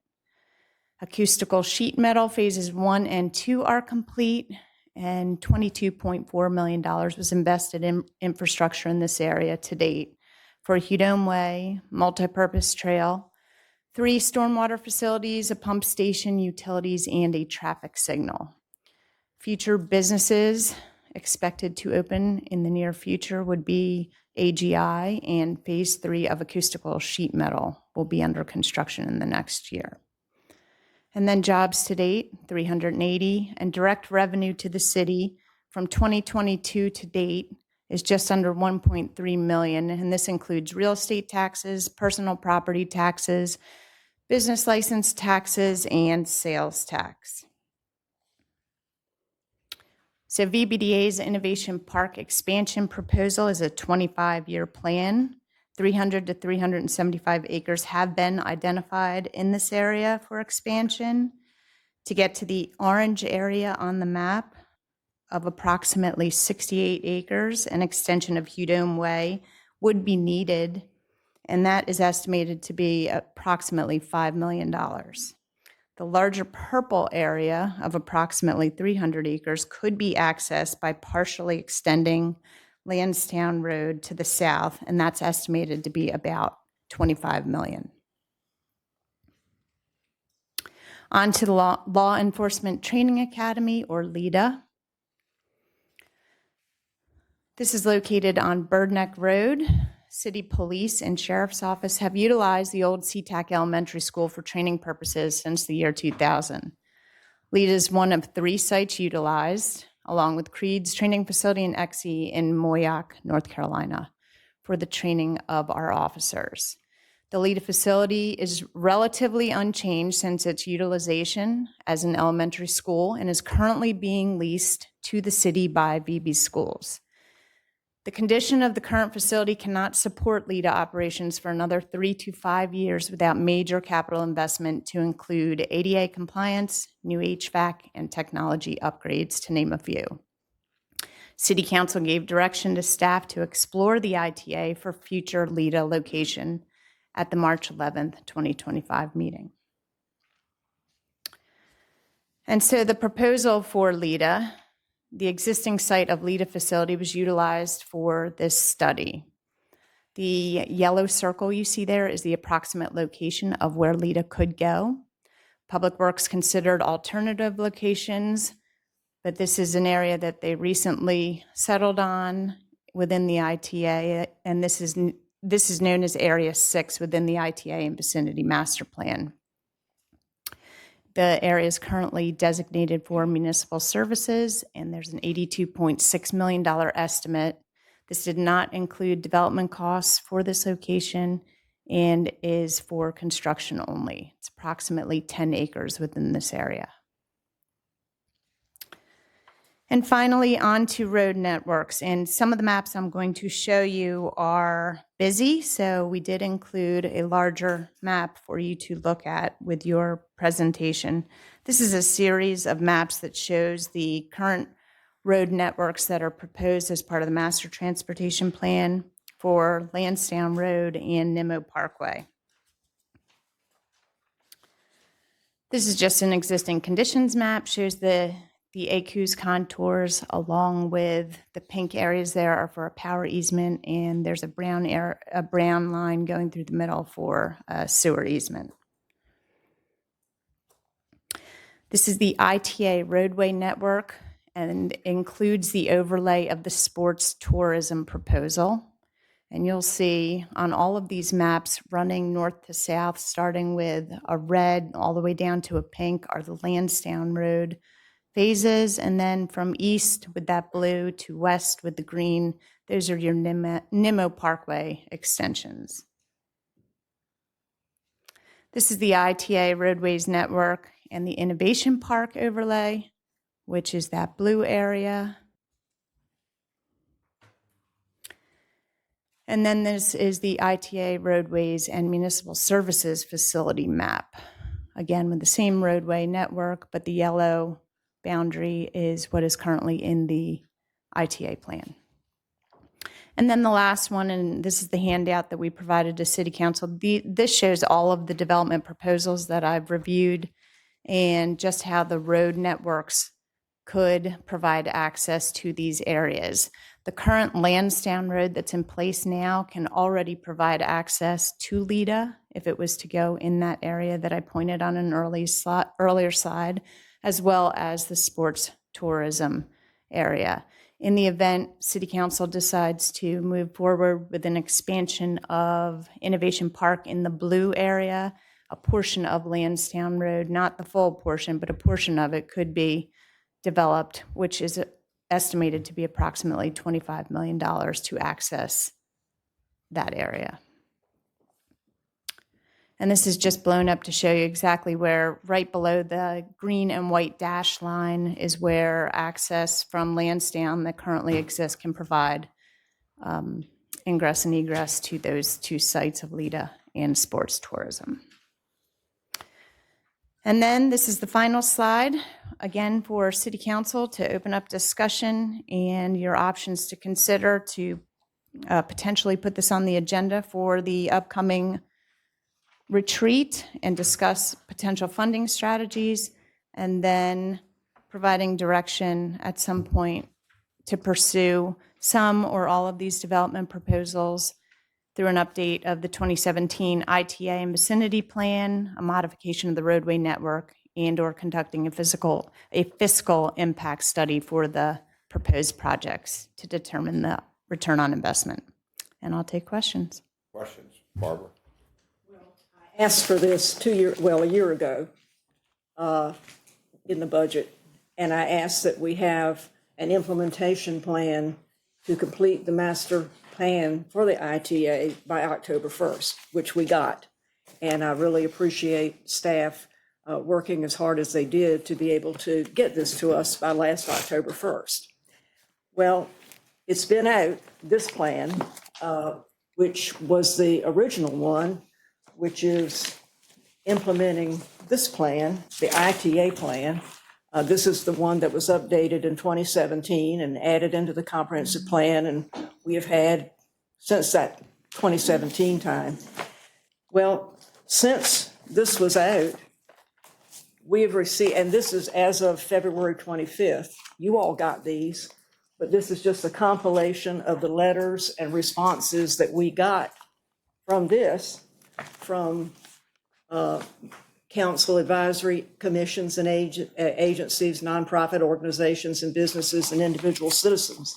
So you all got all of these responses. So the public has responded to this, and there's not one negative in this at all. It's all very positive to implement this plan. But since that time, and just in the past couple of weeks, we seem to have come up with a couple of other proposals that don't implement the ITA plan, but do something new. Because the ITA plan was really based on what is it you can do in this area that complies with the Navy restrictions and with the restrictions of the land, because the land is all poorly drained, not good drainage. So now we have got 3 proposals instead of the one that we have been working on. This one, which does it the east, west, north, and south, and really is very complete, has the maps, and this one is the one that really produces the sports tourism. And we also had with that some of the Victus amounts that tell us just how valuable the sports tourism aspect is for our tourist industry and our hotels and restaurants, as well as our families and their ability to do things with their families in that area. So where we had been working on this, now we have these other 2 plans. Now, of course, there was the proposal that we look to that part in the ITA when we were asked to come up with an area that could be for public services. And so that's when we said, well, maybe you could look at this area for LEDA. But I remember saying here, when that was suggested, that, well, there are no roads in there. And you do say that that $82 million that's estimated for LEDA is just building that structure. It does not include extending the roads that you're going to have to build if you put it in the ITA. I thought we were also looking at that Bird Neck site. Has that gone away? But anyway. The Navy doesn't. Pardon? The Navy objects. Well, I heard they objected, but they didn't. But anyway, I don't think we've got a final report on that. But if you do, I mean, we've already got $23 million with that little bit of Hudone Way that's been built. Can you imagine how much it's going to cost to extend Nemo Parkway through there and how long that's going to take? I just think of how long it took us to build that little jib of Nemo Parkway that gets to the Veterans Care Facility. Now, how do we really have that estimate? And I notice you have roadways as being a big deficiency because there are no roads in this area that are going to do these things. And then we've come up with this proposal from the Development Authority to, instead of doing the sports tourism, that we make it all a big industrial park and make it become Innovation Park Extended. Well, I remember when we had to go to the public and say, biomedical just didn't work there. We need to be able to look at other potential uses. And we told folks that we were going to continue with the concept that we had as it being a research park, that it was going to have the design standards and so forth. Well, we've deviated from that a lot. And I'm the one who has to try to answer the questions to those neighborhoods over there when they're seeing what kind of development they're getting instead of what we had shown them before. this is really when we lose the confidence of our public, when we don't do what we said we were going to do, and that's big time in this one. So what we've got are these 3 proposals, and I very much do not think that it should be just a discussion at our retreat, because that's only a discussion among council. What we need to do is put these 3 proposals out for the public to give us their viewpoints. That's what's been lacking. We can't get this out to the public. When we tried to do this last fall after we got this, I mean, we spent a couple of sessions when I tried to get this included in the comp plan proposal, and we wouldn't go there. And so, but the public did respond because they've given us all of these letters and emails and so forth. But the public really needs to see these 3 proposals and let us know what they think. It's almost like we're trying to keep this out of the public domain. It really needs to be something out there for discussion. And let's please not call this the courthouse context area. From the day that was first put into the draft comp plan, I've been getting all kinds of feedback on that, hey, that's not what this area is. We need some public discussion. Our comp plan, I think, isn't there something July 29th or something? Yes, there's another planning Yeah, I've been commission telling my workshop. forum for over 2 years now, we've got a comprehensive plan update. You need to get involved because we're coming, and then we keep pushing it back and pushing it back and pushing it back. We need to get public input on these things. That's one of the things that in this summary we got today, that was a top priority for the people, was to be able to help in policy making. That's my thing. I mean, I am the district representative, and I'm pleading with you to please, let's put these 3 proposals side by side out to the public and say, what do you think? And I don't think we should go any further until we can do that, because it's really lacking, and I'm having a very hard time explaining it to the people why we're not getting their feedback and allowing their feedback. And so I just beg you to please, because this is going to cost a lot of money if we deviate from this.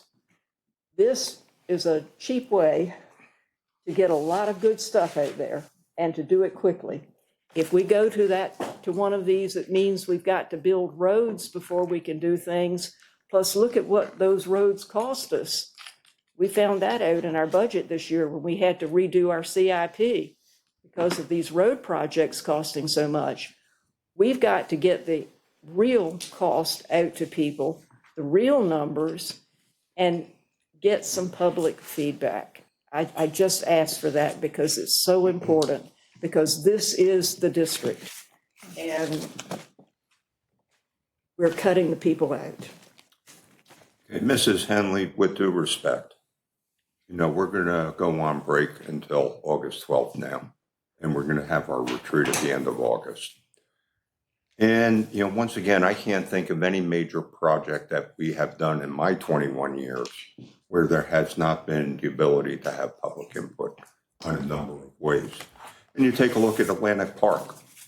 We had, 65 public inputs on that project, before we came to a term sheet. And this is not going to, crystallize, as a result of the retreat.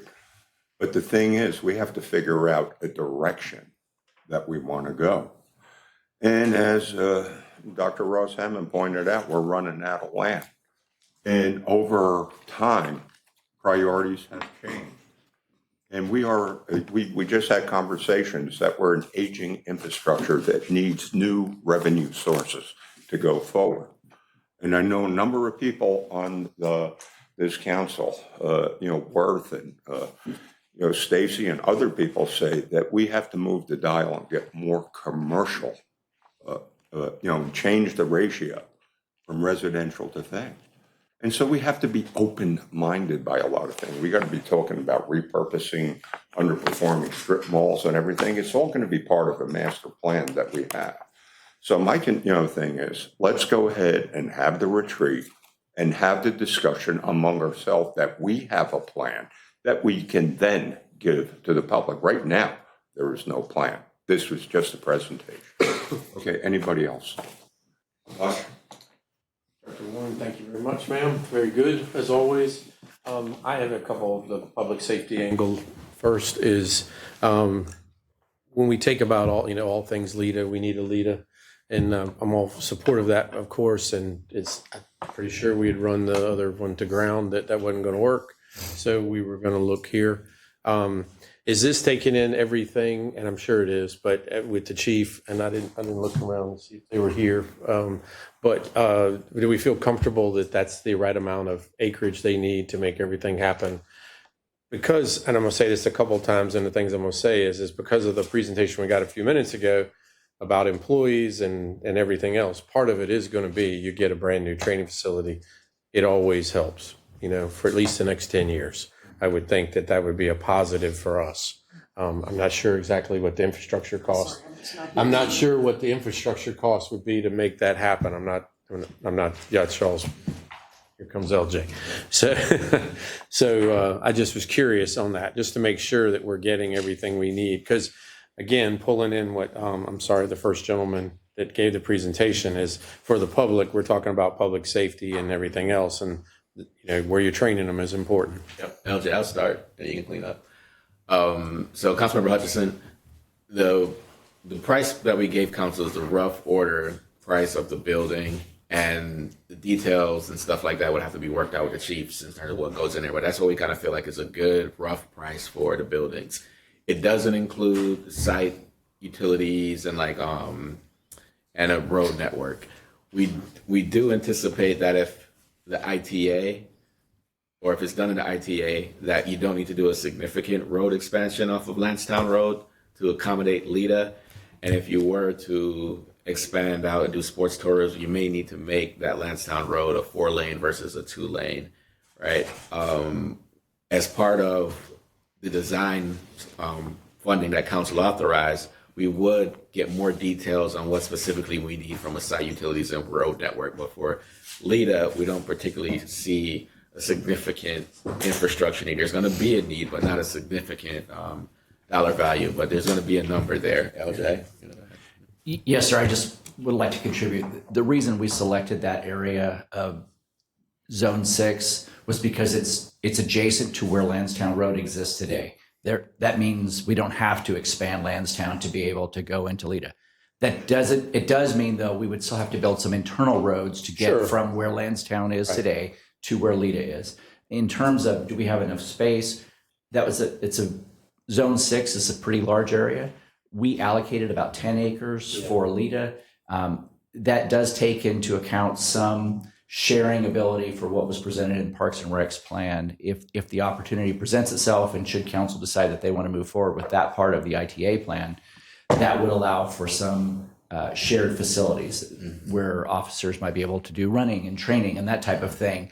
Also in the same space that would be available for public and for schools and for other entities. We really felt this was a good collaboration of different uses and one with low impact to the budget because of where it's located.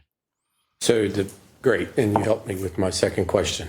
Is now it's to the fire. When we're doing these things, it's cheaper to do it as we're moving things, going in. And Mr. Hanson, you say multiple positive outcomes, and I know we had talked about a fire station in that same area, Lansdowne and Nemo and all that. And if we're doing the acreage and we're doing it at the beginning, I think to be able to have a shared use facility of some sort there could be good. We're starting to, to help cover for the county. If we are doing the sports stuff there, we're adding new hotels and stuff. I do think now's the time for that discussion, I think, to happen.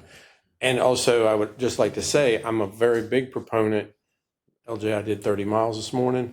I would like to see the bike trails, specifically some mountain bike trails and stuff. So I'm not trying to say we don't want to work together here, but I think there's got to be some melding. And this is what I said. This is what I said last time, Ms. Henley, is that I do think there's got to be both sides here have got to feel like we're going to win or come out together. When we used to do the budgets from the public safety, you had to have that decision and that honor with each other that you were going to try to do the best as you could for everybody. But the plan that was done in 2017 is probably not going to be the plan in 2025. And so we've got to look at that and try to make everybody, I don't want to say happy, but something where we all feel good and that we keep those numbers growing from like that first presentation. Anyway, thank you. Okay, Josh. Thank you, Mr. Mayor. Wait. Oh, sorry. Oh, I'm sorry. I apologize. I can't believe I'm actually going to ask this, but can I get a bigger version of this? Just trying to, and maybe, and even digital too, so I can, because I know when this kind of first popped up, we wanted to make sure, since there were kind of competing in a sense narratives, or at least there was some overlap in terms of what the, the space that the plans took up. So this is showing them deconflicted with one another. Is that Correct. right? They can all work in collaboration. Okay. And then I just want to make sure I heard you right. To do LIDA, we don't need to extend, we may need to improve if it's going to support other sports uses, but we don't need to extend Lansdowne Road any further, just interior road networks. I'm going to say it again, and LJ clean up for me. So if council just does LIDA, you don't need to really do any major improvements to Lansdowne Road. As LJ said, you may need to do like some driveway patch or some like interior roads. If you do the sports tourism, because of the amount of traffic you may get, you may want to make Lansdowne Road a 4-lane road. And then as Kathy said, if you do expand out on the VBDA proposal, you probably got to bring Lansdowne Road south, or I think it's south a little further down, but you don't got to do the full road network that was projected. And These are already planned CIP, like they're in the CIP, right? They're in the master transportation plan. Okay. I don't know to what extent we have any program funding on any of these things. They're not funded, but they're in the master plan. Yep. For the area. Yes, sir. Anything you want to say to clean that up? Just again, Lansdowne Road doesn't extend into the ITA today. There's a bend in the road, so it would take nominal expansion to what I would call internal roads. So we're not going to be building these to 4-lane road standards, that type of thing. It's really going to be access roads to get us to where we want to go. That wouldn't prohibit us from then. And that's for LIDA, right? Yes, sir. That's the only question I'm asking, answering on. And then as the manager identified, there is a project to expand the existing Lansdowne Road, to improve rather the existing Lansdowne Road, which could certainly be done should the sports tourism option move forward. Okay, and then just lastly, the sports tourism option, and I know these were just pie in the sky numbers, but they were like, really big number. It was $161 million, I think, is what it was, and I think we'd all talked around the table that didn't necessarily mean that had to be the city spending it. That could be potentially engaging with private partners to come in and build and operate and such, and build out and maintain some of these elements. So we have a, I guess, rough estimate of what that might entail. Do we know what the ROI on something like that might be? And in the converse, like if we're going to talk about expanding for additional industrial use, did that innovation park expansion plan contemplate an analysis of what the infrastructure cost would be, and then what the potential ROI would be on the other side of that when we've got businesses moving in? And do we need to be thinking different about, industrial or light industrial to include? I remember there was a hydroponics warehouse that was supposed to have gone here a long time ago, but it just wasn't able to happen. I mean, it might be a big box of a building, but that's also supporting our ag community and growing things vertically. And and I know from traveling around down there that they don't have a meat packing facility, that they've got to drive way, way, way far away to go do that. So I'm wondering if some of those quasi light industrial uses, as we contemplate them here, and obviously subject to public input, could be also used in addition to maybe supporting military, but also supporting our ag industry. And I think we should add this as a council retreat item, and I don't think that any definitive decision is even going to come out of the retreat even. I mean, just discussion, but I think we need to evaluate options and be open to considering, different ways of thinking about this. Being mindful and respectful of the people down there in the ag community and all of our other commitments. Okay, Stacy and then Barbara. Great. Just to crystallize what I think Hutch and Josh were saying, These are not three separate proposals. These are just three ideas that could be included, none of which are mutually exclusive and none of which step over top of one or the other. So it's very possible to do all three things at the same time. Correct. So there's 4,400 acres in the ITA area. How much of that are we talking about? Because I guess the sports area now encompasses some of that. How much is that? I think that's about 1,000 to 1,200 acres was this action sports tourism. Yeah. How much for the leaders? About 10 acres. Yes, and then for the innovation park, it's 300 to 375. So that still leaves over 2,000 acres. It's a lot. Undeveloped and open. Even if we did all three of these things. Yes, if the council was to do all three of those things, it still leaves a significant amount, thousands of acreage available. Okay, Barbara, Michael, Cash. Well, I think the problem is you can do all three. Well, you can't do all three in the same project. You just can't. But there's so many different roads that we're talking about. We're talking about Lansdowne, we're talking about Nimmo Parkway, and we're talking about Houdon Way, I mean, with the innovation. And, what did we hear at that meeting? We had a meeting with some of those folks a couple of weeks ago, and we were told that, well, those businesses had been promised that the city was going to extend Houdon Way a whole lot more. Well, the extension of Innovation Park is going to require that. So we're talking about several different roads, not just one. And each of these plans, except for the sports tourism, is going to require different roads. So this is going to take quite some doing to come in and get some pretty reasonable estimates of what these things are going to cost and how we're going to do it. So, I mean, okay, so we're throwing away this. This is 7 years old, so it's no more good. This is not what we want anymore. We're going back and tell all these people that forget it. That was just a joke. We didn't really mean that. We're starting all over again. And I just don't know what to tell people. I mean, would you please? I mean, I'm the district representative, and I'm supposed to be able to tell these people something that they can rely on. And I don't know what that is at this point. We've told them so many different things. And now I don't know where we stand. Well, we'll get that hashed out at the retreat. Michael? Without public input. I'm not sure how exactly to respond to that, other than to say, for me, this is not a multiple choice question. In other words, 1, 2, or 3, and we need to set them up next to each other and the public tell us which of those 3 they like the best. It could be D, all of the above, or some version of all of the above that we work through strategically and in close cooperation with the community. And I think that's what most people I talk to are asking for.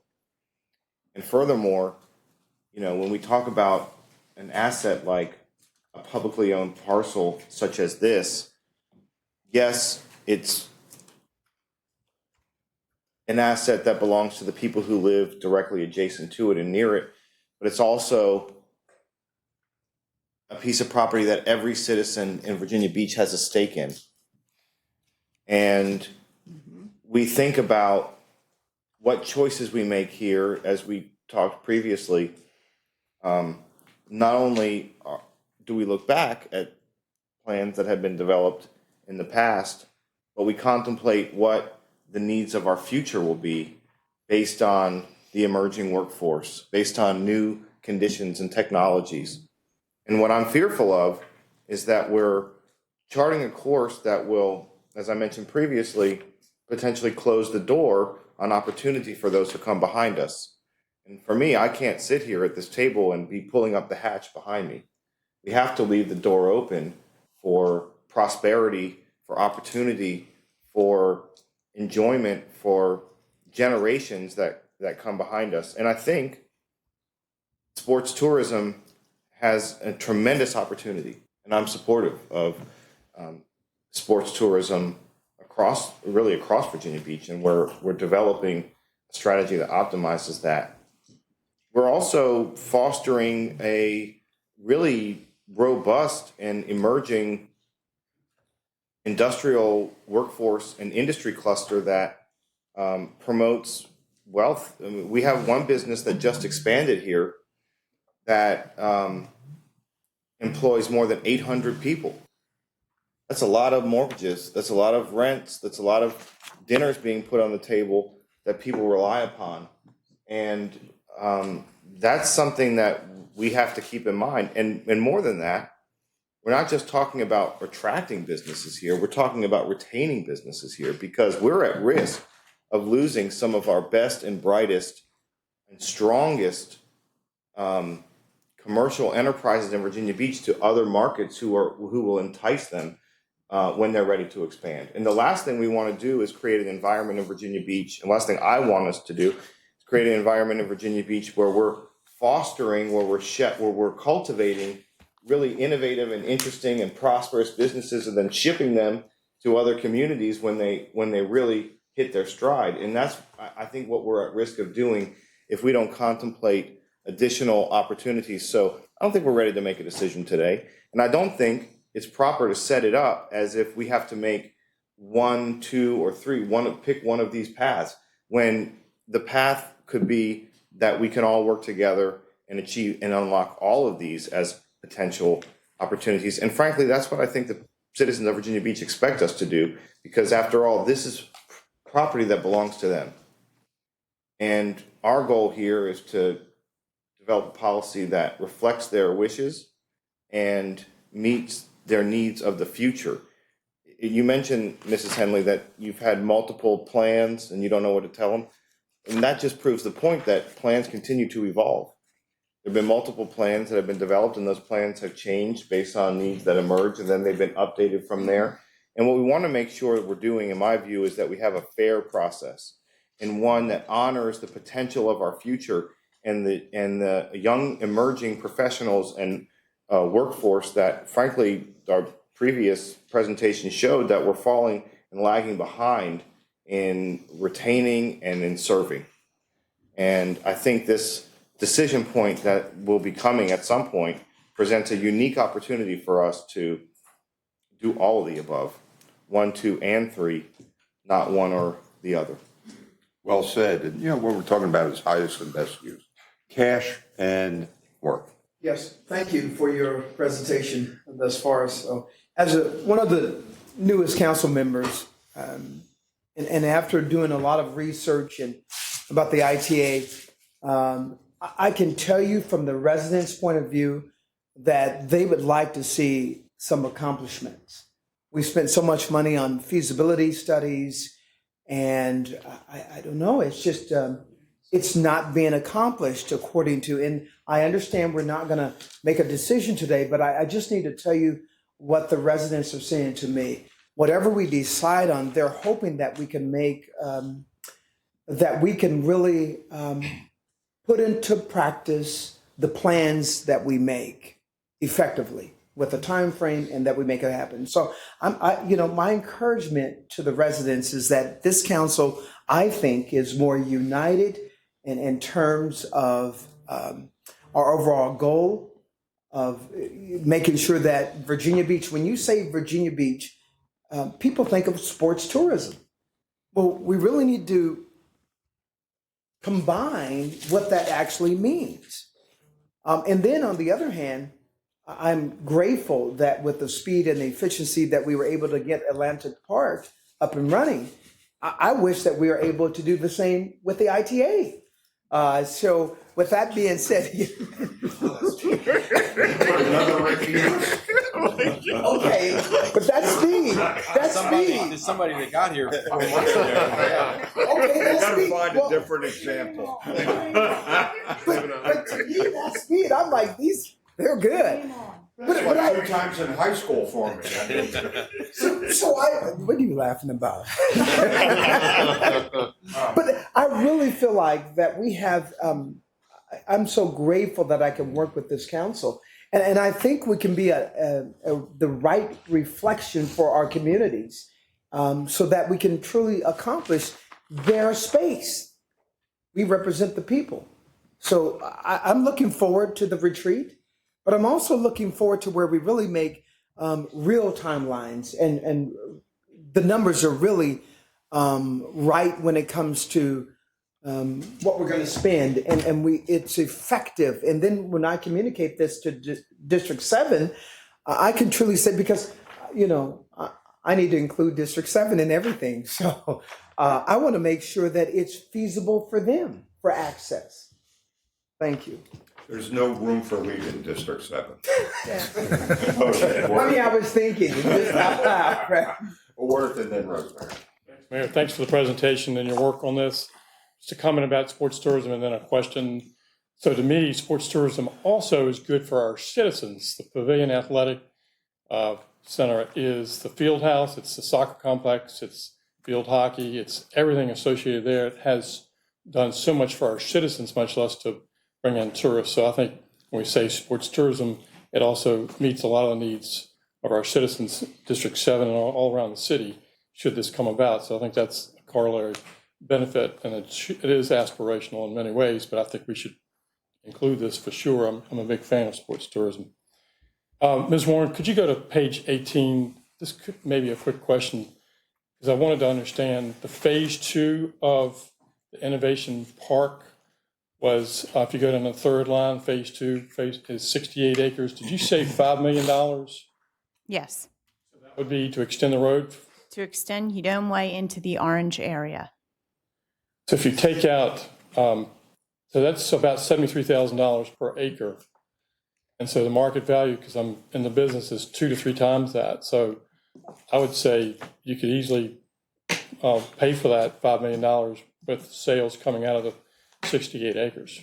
You can, $73,000 an acre, it's really worth $150,000 to $200,000 an acre. You've got to put a road in, some infrastructure, but you can easily get that money back just from the sales of the land. Now, I know it takes maybe a couple of years, but that's my point there. Okay, Rosemary, then we'll start wrapping up. Okay, Amelia, do you have something after Rosemary? Yes, Okay. just very quickly. Okay.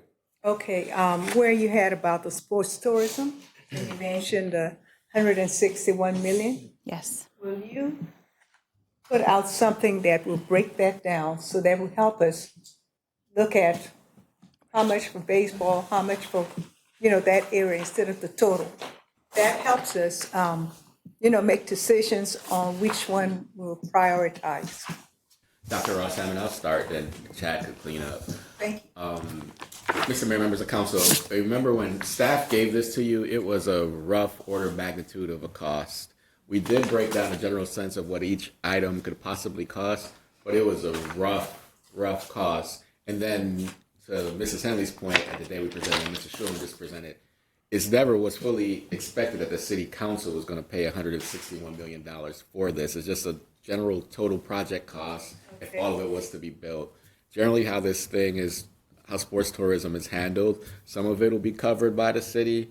Some of it would also be covered by the different private entities that may want to operate a ball field there as well, right? So we can resend what we sent to the council previously to kind of get a general sense of what those costs would be, but it's a rough swag, but we can give that information to you. And it could be done in a myriad of different ways.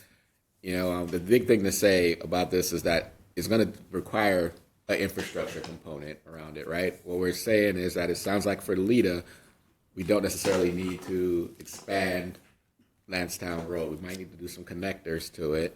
If we were to do the sports tourism, we may need to make Lansdowne Road not just a 2-lane, but a 4-lane road. We already have a plan for that. And if we were to do a version of expanding the VBDA Innovation Park, then we need to bring Lansdowne Road a little further south. But we don't need to build the entire road network in the master transportation plan. There are always going to be some arterial roads that'll be needed, internal roads that'll be needed, but we need a general sense of what council wants first before we can get a general sense of what that actually means from an infrastructure standpoint. Okay, thank you. Yeah, that is correct. So in the presentation that was given to you back on October 1st, when we presented the sports tourism ITA proposal, there is a slide there that has it broke down into the Athletic Village West, the Athletic Village East, the passive area north, and passive area south, and all the different amenities have a cost estimate to that based on what we perceived that the cost would be in today's dollars. If you resend that to us, because if we're looking at this as part of the retreat, having those, basic overall numbers on hand will make a difference. Will do. So thank you for a very good report on the innovation part. Thank you. Rosemary, and we'll close out. It's been a really good discussion.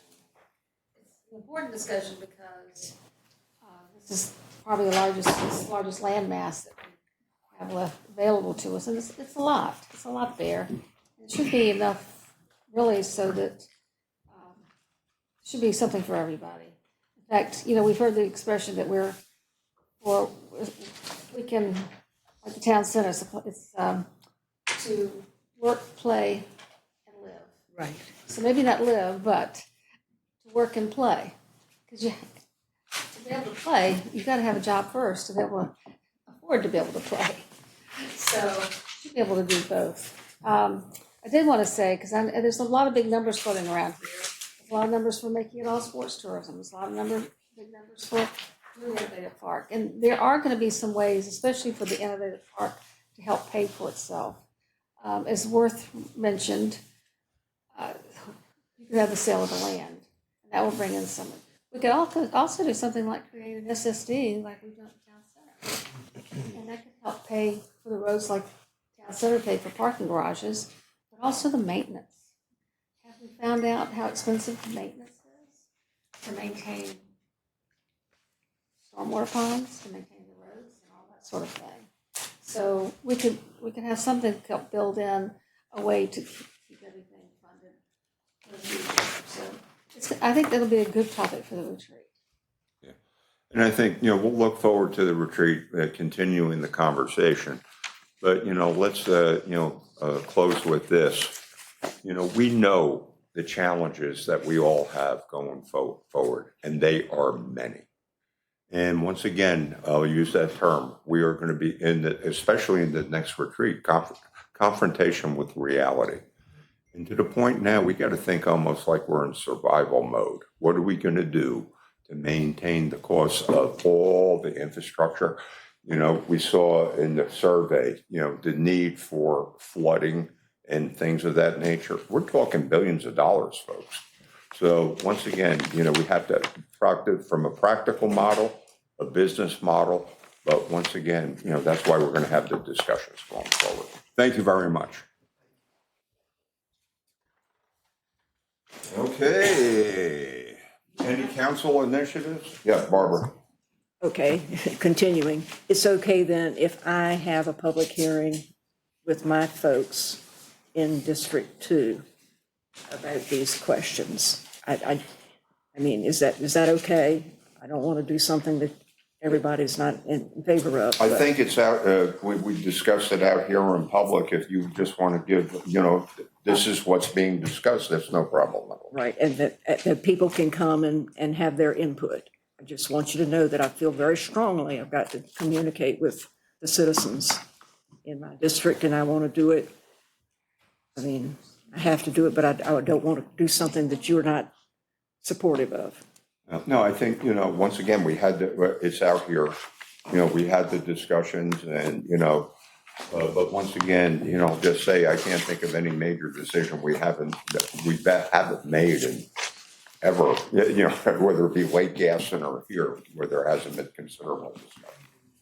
Okay, anybody else, council initiatives? Council comments? Yeah. So you mentioned earlier, Mayor, the successful July 4th weekend. And I just want to congratulate everyone on that, but especially I want to shout out to our police department.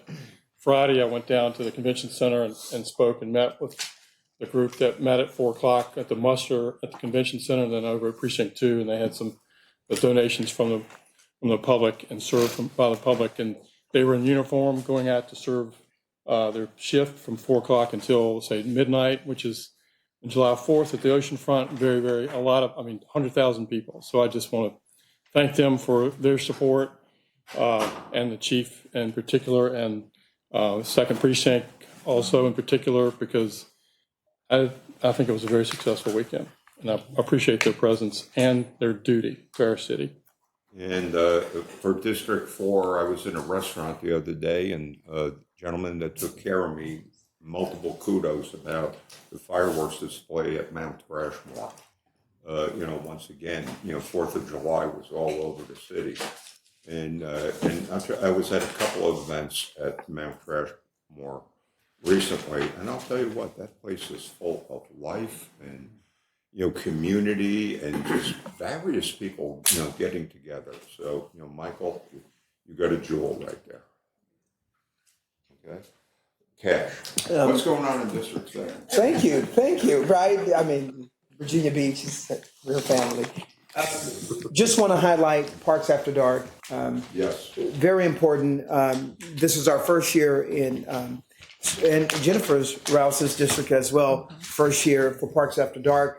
It's building momentum. I just want to give kudos to Parks and Recreation, as Deputy City Manager corrects me. So they are doing such a wonderful job of having vendors who are specifically geared to give our youth an experience as they transition from summer to having these activities that are thoughtful, and then music in the park, and then food trucks, and then they're playing basketball. I'm thankful for our law enforcement, the police department, the sheriff's department, the deputies, right?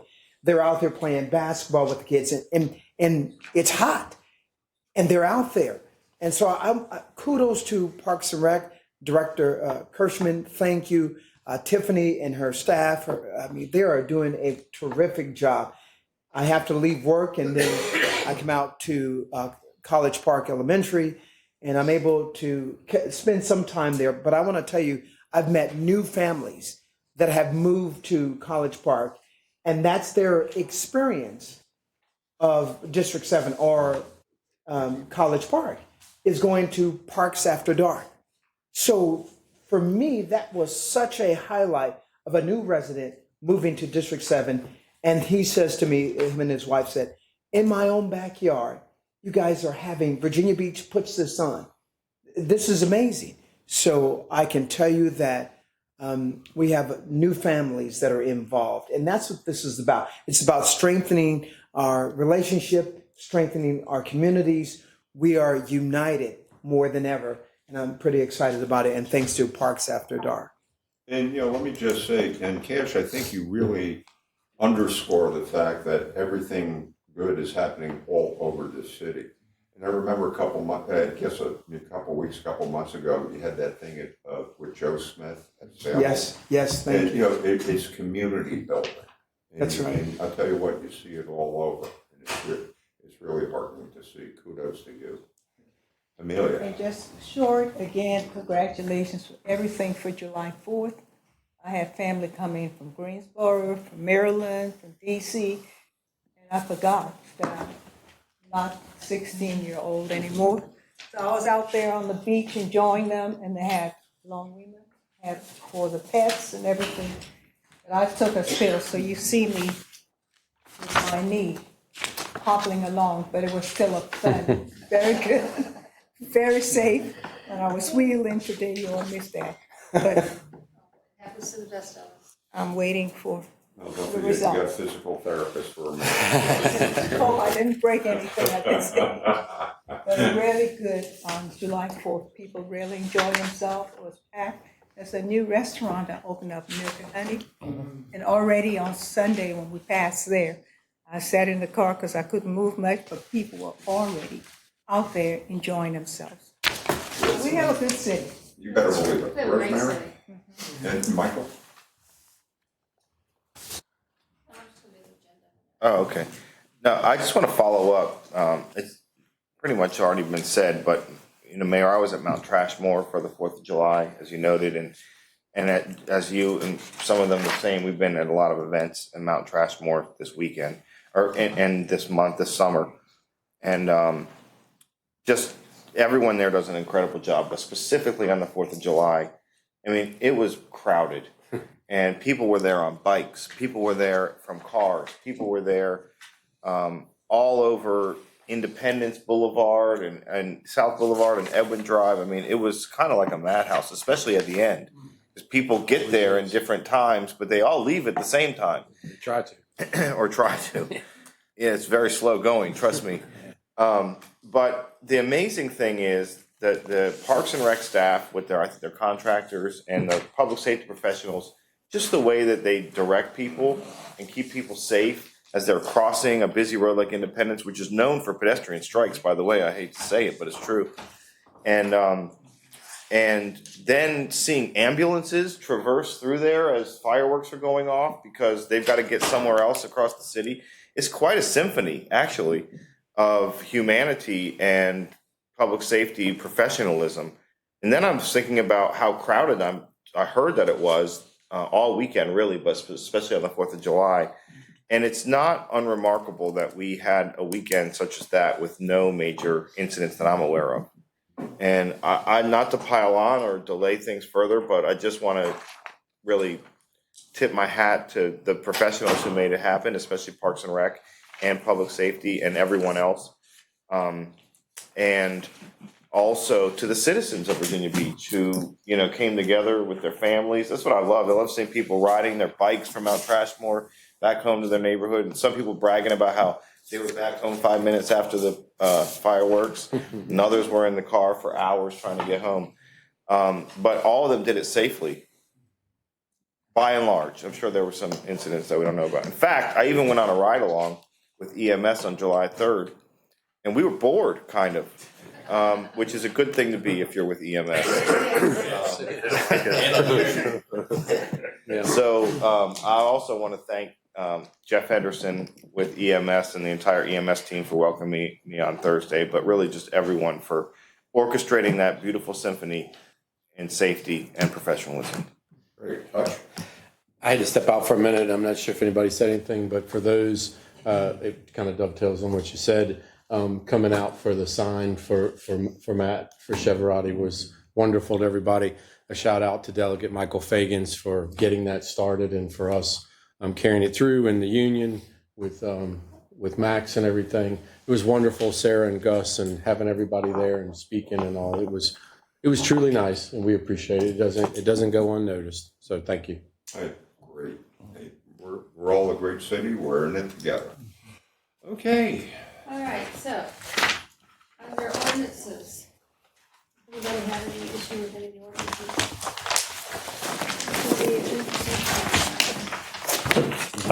I'm asking for deferral of ordinance number 1. That's right, till August 12th. Further study the development plan. Okay. So the planning, we're gonna hear 1, 2, and 3 together. So we don't have to, we're not gonna listen to them separately. And so far, we have 12 speakers.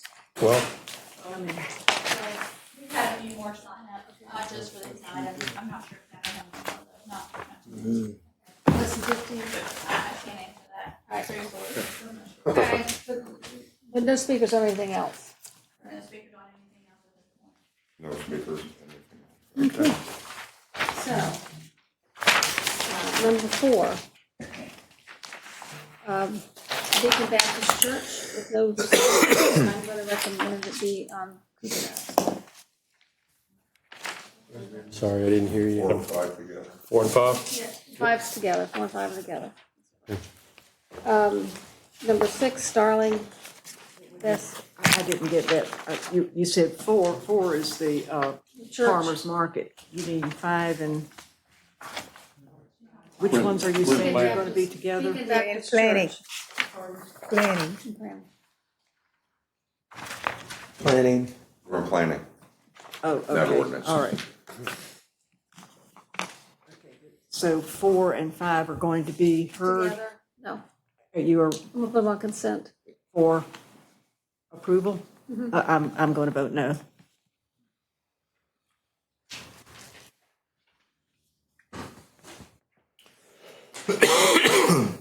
No one has called me or emailed me on this issue.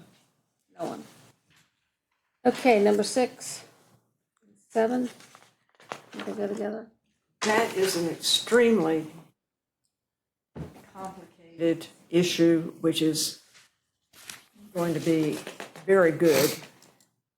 But I want to support it. But I think it is such an issue that maybe it should be presented maybe in a 3 or 5 minute presentation, because I think it's important that the public knows the extent of what they're doing to make this a safe and successful operation. I know that some might think that there's a danger of fire or some such, but I think it's important that people know the extent to which they have gone to make sure this is going to be a safe, good facility. I don't want it to happen and then everybody starts saying, why did you approve such a thing? So maybe if we could We'll pull have a it. presentation. We'll pull it and get a short presentation.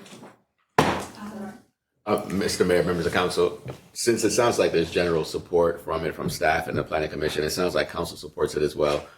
Considering that we got some items that's going to be pretty lengthy in discussion, perhaps council, when y'all want to consider the planning items, y'all can move this one up front and allow the applicant to come and talk about their safety parameters and then get that one out of the way. Yeah, do it as part of the consent agenda. And just have it considered first. Have somebody.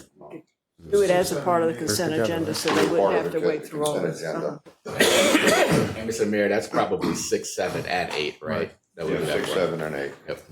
So we don't even have, the applicant hasn't signed up yet with us. We'll coordinate that. We'll coordinate. Yeah, but just make it part of the thing, then we'll call up a speaker. Yeah, Josh? Just really quickly on this point, I thought the planning commission hearing was excellent and very, very educational. The commissioners asked great questions on this topic. So if anybody, if people are looking for more than what they get today, they can certainly find out more information there. I think it's big and valid enough that it needs to be presented. But I mean, I don't want to have it presented to think that we're going to deny it necessarily. I haven't heard any opposition, but I think everybody needs to know what is being done in this area. And I think it would, and if that's what the staff report is going to do as well, that would work very well So together. when I read the consent agenda, before we vote on it, we'll have them come up and give an Yes. explanation. Give some explanation. That'd be Yes, okay? that'd be fine. Okay, number 10, Amanda Matthews. Excuse me.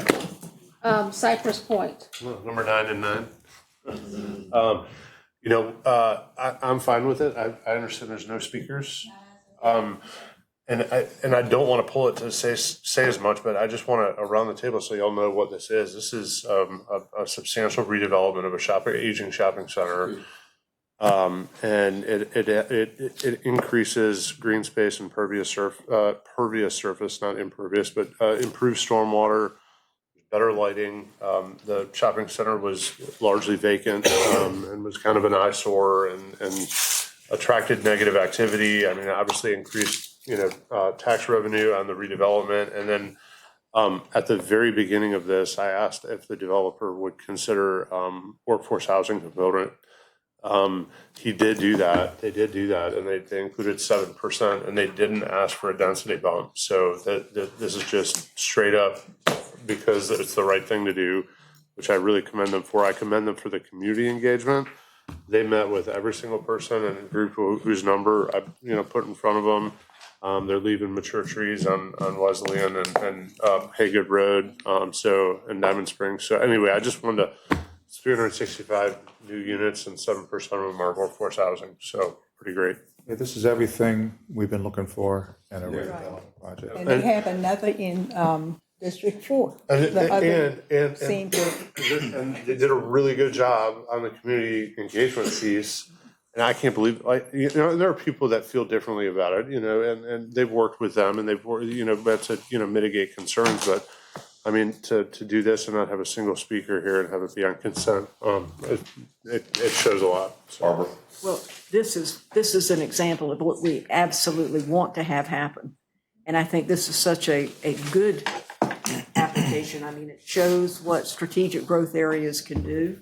It shows what redevelopment can do, and that's where our future is. It's reusing the land that has been used and now needs to be reused. And I think this is such a good example. I would really like to have you have an opportunity to make a few comments out front about how good this has been and how they've worked well with the community, maybe at another minute or two, just in a comment. I think it's good for our people to know that we do have these good things happening, as well as the things that we, spend so much time on. But this looks like such a If you good want to bring it example. up during old business. Sure. Yeah. Now number 10, Amanda Matthews, District 2. Yes, that's, can go on consent. Number 11, Hope Care and Love Home Health Care, District 3. Oh, that's, okay. Okay for consent, thank you. 12, Garth Gillespie. Consent, please. 13, Diane Ong, that's District 5, consent. That's it. That's it. All righty, at this point, the chair will entertain a motion to recess into a closed session pursuant to the exemptions from the open meetings allowed by section 2.23711A Code of Virginia as amended for the following purposes: legal matters, consultation with legal counsel employed or retained by the public body regarding specific legal matters requiring the provision of legal advice by such counsel pursuant to section 2.23711A8, and that's Atlantic Park. Legal matters, consultation with legal counsel and briefings by staff members and consultants pertaining to the actual or probable litigation where such consultation or briefing in an open meeting would adversely affect the negotiating or litigating posture of the public body pursuant to section 2.23711A7, and that would be Atlantic Park. Publicly held property, discussion or consideration for acquisition of real property for public disclosure, the disposition of publicly held property where discussion in an open meeting would adversely affect the bargaining position or negotiation strategy of the public body pursuant to section 2.23711A3, and that's District 2. And public contract discussion on the award of public contract involving the expenditure of public funds and the discussion of terms of scope of such contract, where discussion in an open session would adversely affect the bargaining position and or negotiating strategy of the public body pursuant to section 2.23711A29, and that's the Hampton Roads Economic Development Alliance. And then finally, personnel matters, considerations or interviews of prospective candidates for employment, assignment, appointment, promotion, performance, demotion, salaries, disciplining, or resignations from specific public officers, appointees, or employees from any public body pursuant to section 2.23711A1, and that's council appointments, boards, commissions, committees, authorities, agencies, and appointees, and also council appointee evaluations. Do I have a motion? So moved. Second. Councilmember Berluci? Yes. Councilmember Conley? Aye. Councilmember Henley? Aye. Councilmember Hutchison? Aye. Councilmember Jackson Gray? Aye. Councilmember Remick? Aye. Councilmember Wallace Gammon? Aye. Councilmember Rouse? Councilmember Shulman? Aye. Vice Mayor Wilson? Mayor Dyer? Aye. 11 to 0. Okay, we're